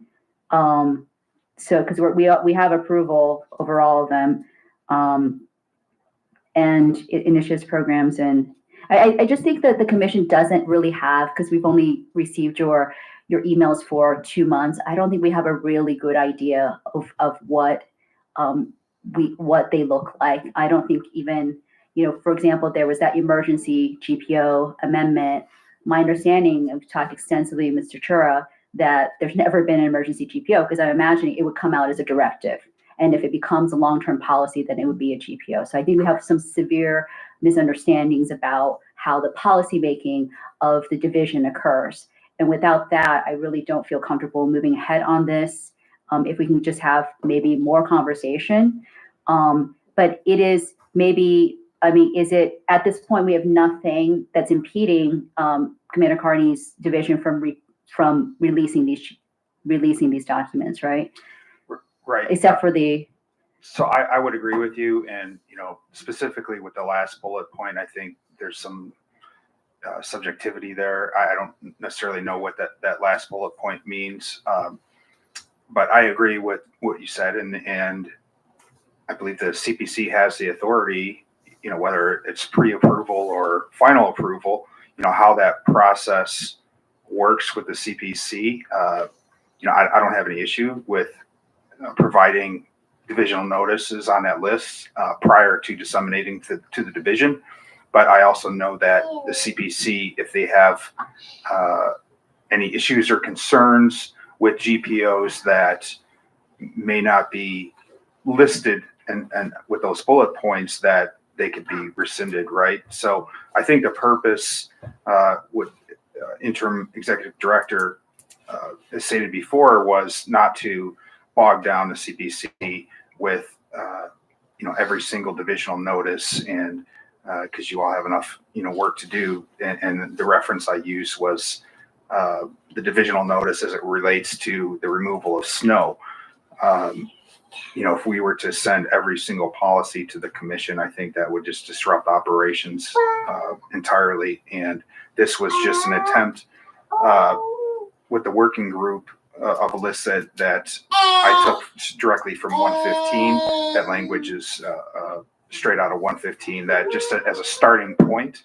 And I agree with you. I think that, it could be, we could fine tune some of that language. But the idea behind that was just for when we all have moved on from these positions, that the CPC has, some type of guidance for the procedures in which the division would send the policy or those divisional notices to the CPC. And then finally, I don't know, as far as I know, our IT department has provided the SharePoint access. I'm sure Jason could probably speak more on that as far as what that process is in the VPN, but that would, I think, be very beneficial to the CPC as far as reviewing all the way, to 2004. We have all of those divisional notices, and you could look at those notices yourself. I don't think there's very many on that list.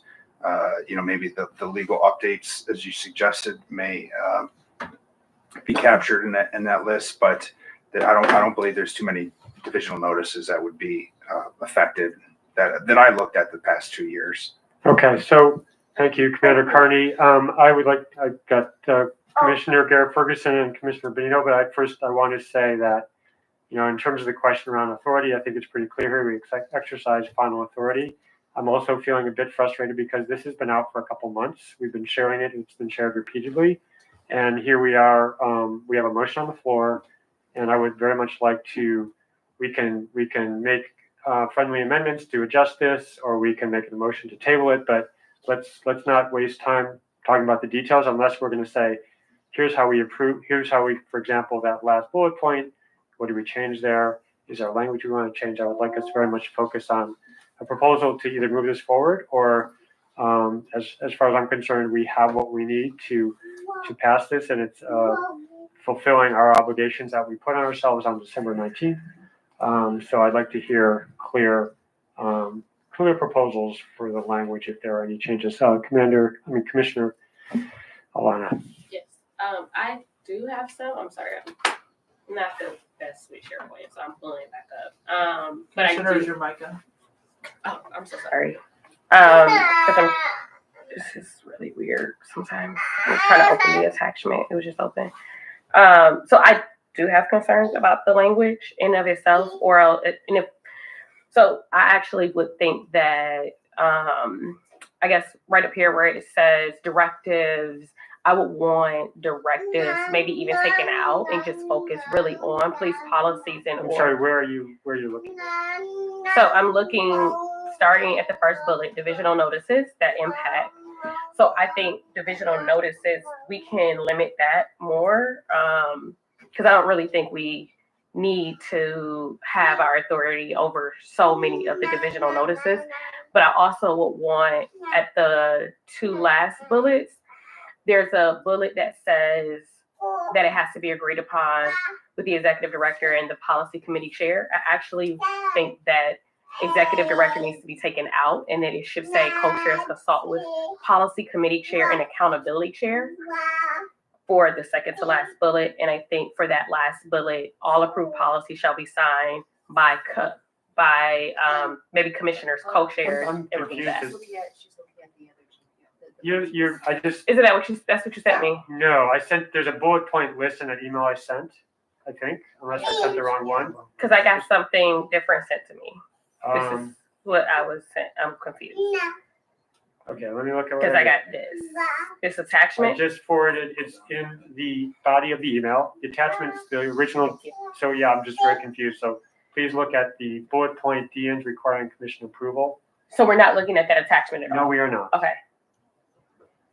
I should have taken that off. I didn't realize it was coming. I'm sorry, I went straight there. Commissioner Benito, you had a question. Yes, I would like to propose a friendly amendment to add crisis intervention, CIT, to the DMs requiring commission approval. I really, if we can just get, I don't know how, maybe it's just on thumb drive, all of the directives, I'll just scan them, because I really have no idea. I mean, we can go through the top, like we're gonna do, are we either gonna do it by topic, which So could, I'm sorry, we had a friendly, I'm sorry, I'm messing up here. So if you're making a motion, Commissioner Benito, I second I did that. make a motion, I yes. second that. So let's vote on that. Commissioner Benito, Aye. Commissioner Early, Commissioner, are we not discussing? Garrett. Well, Yeah, you're, okay, so you have a question about. I have a question, I'm not against this, but then, so we're like doing it by topic, we also need to do it by type too, like genre, right? So there could be, so does that mean any mention of CIT that Commander Carney puts out a directive will require, there's a problem with something like that? If it's just like CIT's been moved to feel like, right, under Commander Valentino or whatever. Commissioner Benito, do you have a response to that? If you have that question about CIT, then there's also bias-free policing, search and seizure, use of force, all of those are also I know. covered. I get that, but I'm just saying we have to do, this is why it's very hard to do this without knowing what the general notices are and the genres. You could probably do it both ways. I would suggest that. So I have no problems including CIT, but then you need to come, because there's recruitment, there's a few things missing from the, yeah. So we're gonna have then that's gonna make it very difficult for probably Commander Carney to, like, for example, we just had a notice saying that CIT was moved from field operations to special bureau. Would that require our approval? This is a problem.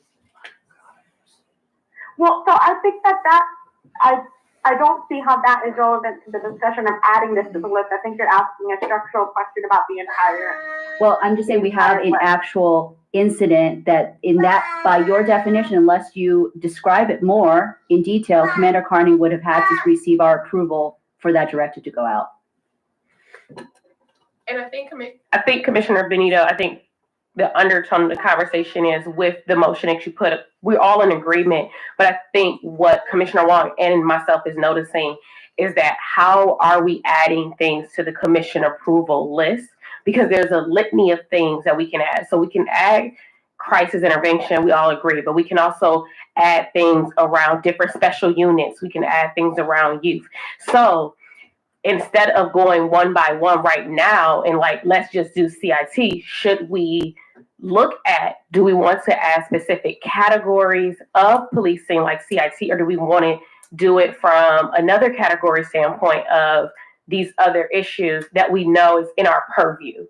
So I think that's kind of what the discussion is, because there's so much off, and then you put CIT, we have you, and then I put you, we have you, and then by the time we get to our actual meeting next week, the full commission, somebody could be like, hey, you guys left off something else.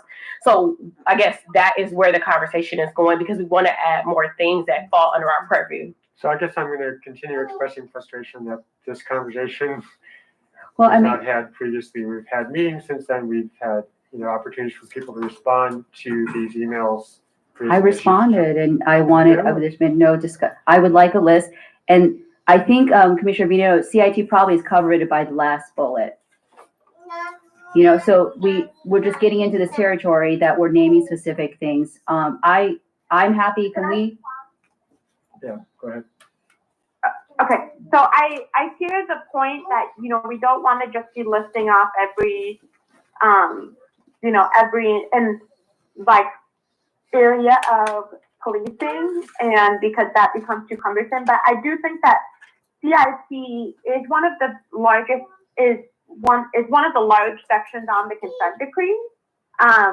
And so I do think that similar to things like bias-free policing, search and seizure, use of force, that are also large parts of the consent decree, I do think that it is valid that we are providing extra oversight and, notice and supervision of that area because it was explicitly named in the consent decree as an issue. And so I kind of want to push back on the idea that it's just kind of a niche issue because it is a major part of the consent decree.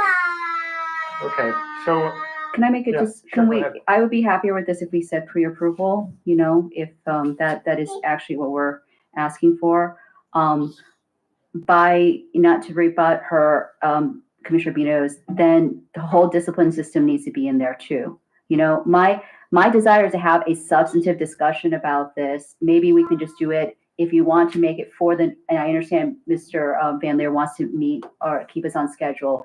If we can just have private discussions with him and we can just push this into, and with Mr. and Commander Carney, and we could just have this doesn't have to go through committee. We can just vote on it in the full commission. We still have one more week.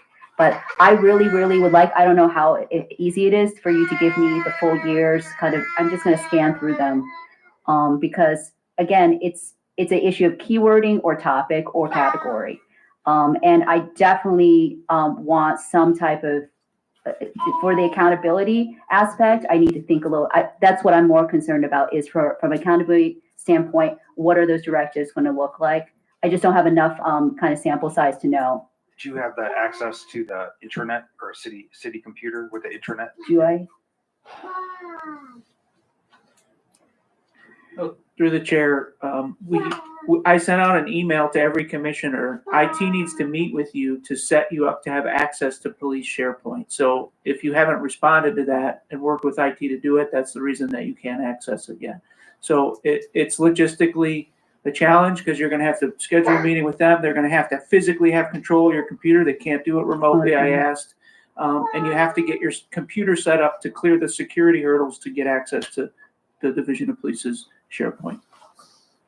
Okay, so I'm going to say that, there's clearly a discussion that needs to happen here. If we can move this forward within next week, I'm open to that process. I think it's going to be challenging, but I'm certainly open to it.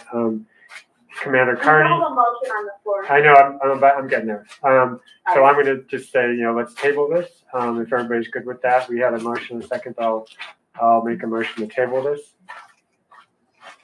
Second. Okay. So I don't know how this is going to work. It's going to require a lot of work from the folks who have questions about it. Reach out to me. I mean, Commander Carney, in terms of that final bullet point, if you have an idea about what you would like to see, we'd certainly consider that as well.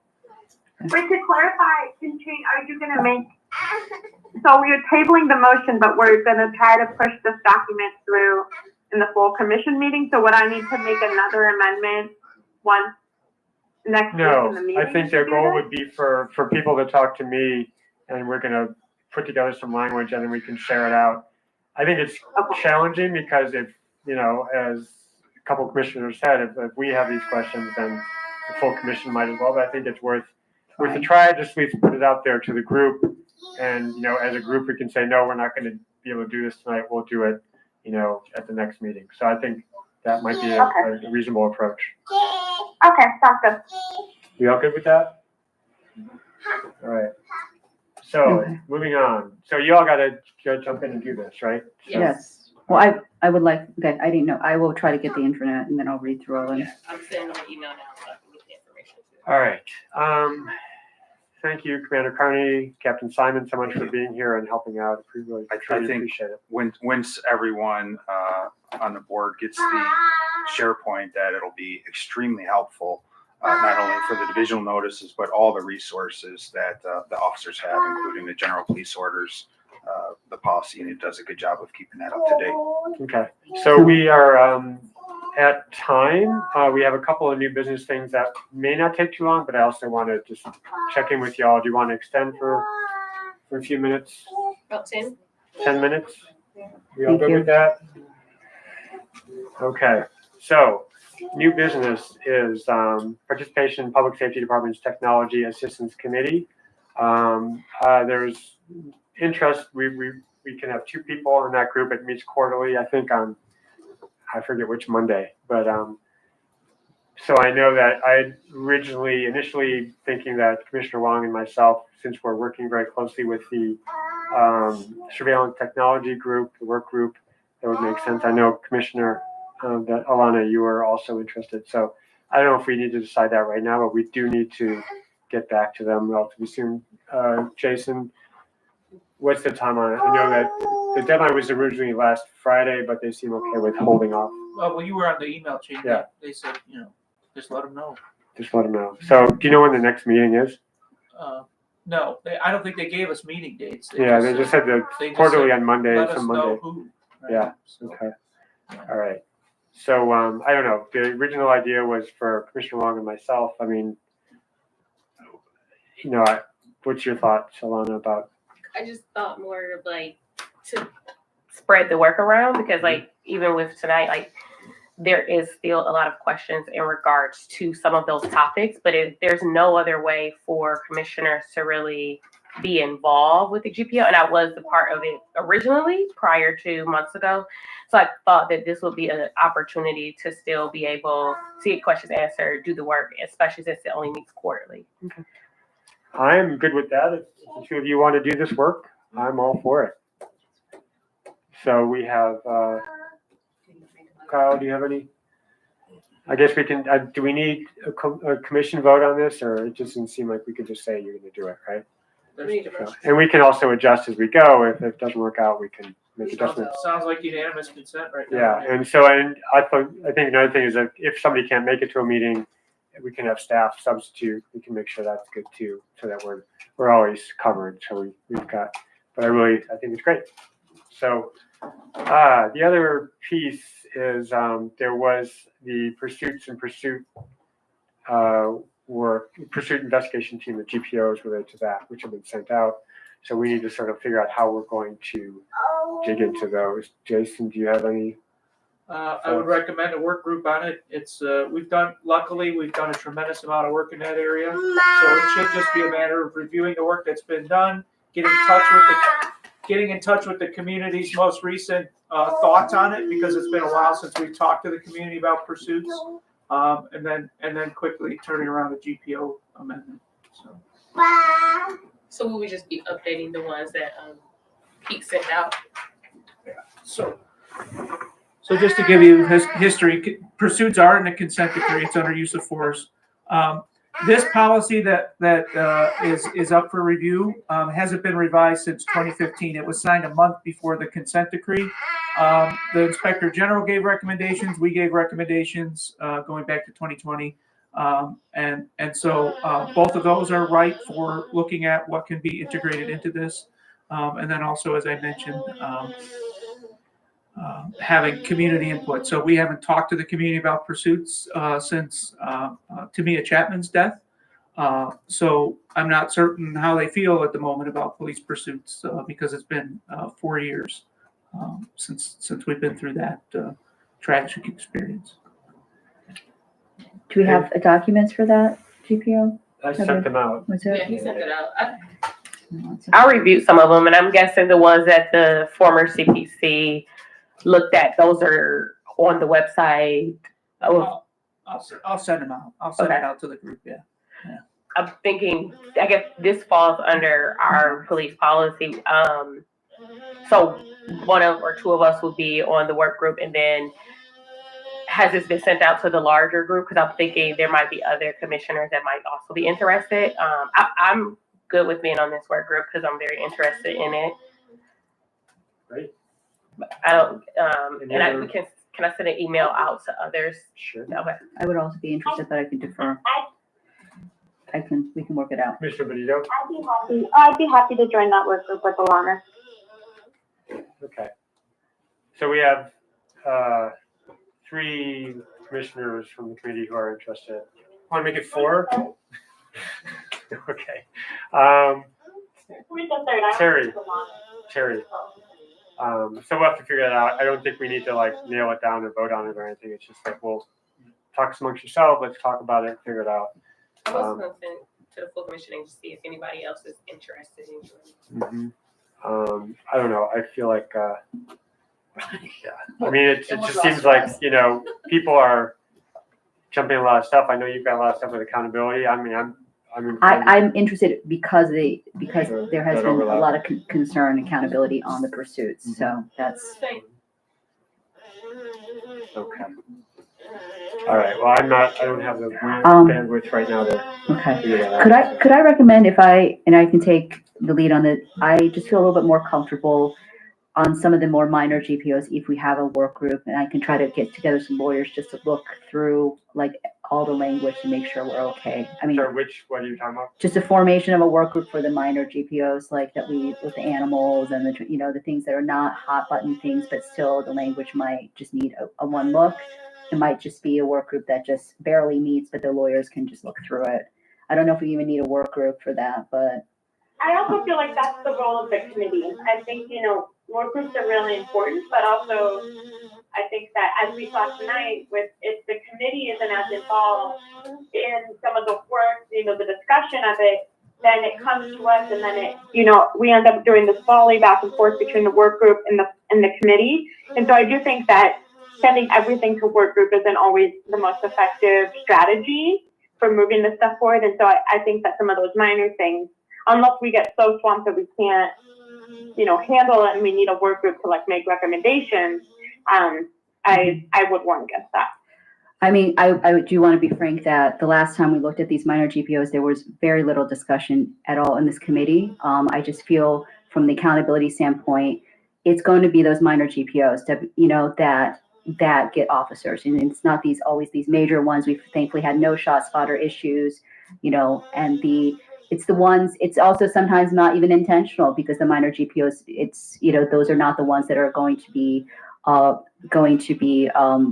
inculcated in officers as much. But from the accountability standpoint, I think every word matters. And I just feel more comfortable instead of having a committee. And I'm frankly, I'm a writer and I cannot find every loophole like a lawyer can. I'm just not trained in that same way. So that is my comfort. It's not about the committee or civilians not being able to do work, but I think we have to really face the fact that we are working with actual legal policy. So, yeah, okay. I think the work needs to get done, however we do it. So, one opportunity could be just to share it out with folks and get their feedback. That would certainly, doesn't even have to be a work group, but it can come from the committee and it can be reported back to the committee. So, I'm fine with that. Chandra, where do you see yourself fitting into that work done? Does that work make sense for you? It's not a work group, it's just we're getting some feedback, maybe some written feedback, share it back with the committee, and go from there. Does that make sense? Or can we? Yeah, I'm confused what you're asking me. I think the question was whether we form a separate work group to look at those GPOs and then. So yeah, sorry, go ahead. And what I'm saying is we don't form a work group, but somebody from the committee shares the GPOs out with I think that's a good idea. some key people and we get their written responses and we go from there. I think that's a great compromise. Well, we could also just, look more at the scheduling. I think we should not just do it by the kind of the profile of the GPO. We have a schedule, right? So we could probably schedule these out. So that work group wouldn't even, if we can get a whole bunch of them at once, we can just look through them. It doesn't have to be, we might not need a formal work group, but I just wanted the idea out there that if we can get another set of legal eyes on this, that would be good. The idea is not to form a work group, but to share it with those key people who are the experts and get their feedback on the ones that come up. So it's not a work group, but it's something that if you want to take a lead on it, you share it out, you get the feedback, you present it, we talk about it. Yeah, I think right now I'm fine with it as is. As we go along, we'll see what the workflow looks like. So we might need a work group at some point, but we can work on it later. Okay, sounds good. So we are at 8:10. We extended for 10 minutes. So we are going to formally adjourn. We have our work. What's that? As time allows. We gave 10 minutes. It's 8:10. So if you have an urgent thing to say, Lou, we can. Lou is asleep. Never mind. All right. So then we formally adjourn. Our next meeting is March 20th at 6 p.m. here in the office. Thank you all very much. Thank you. Thank you.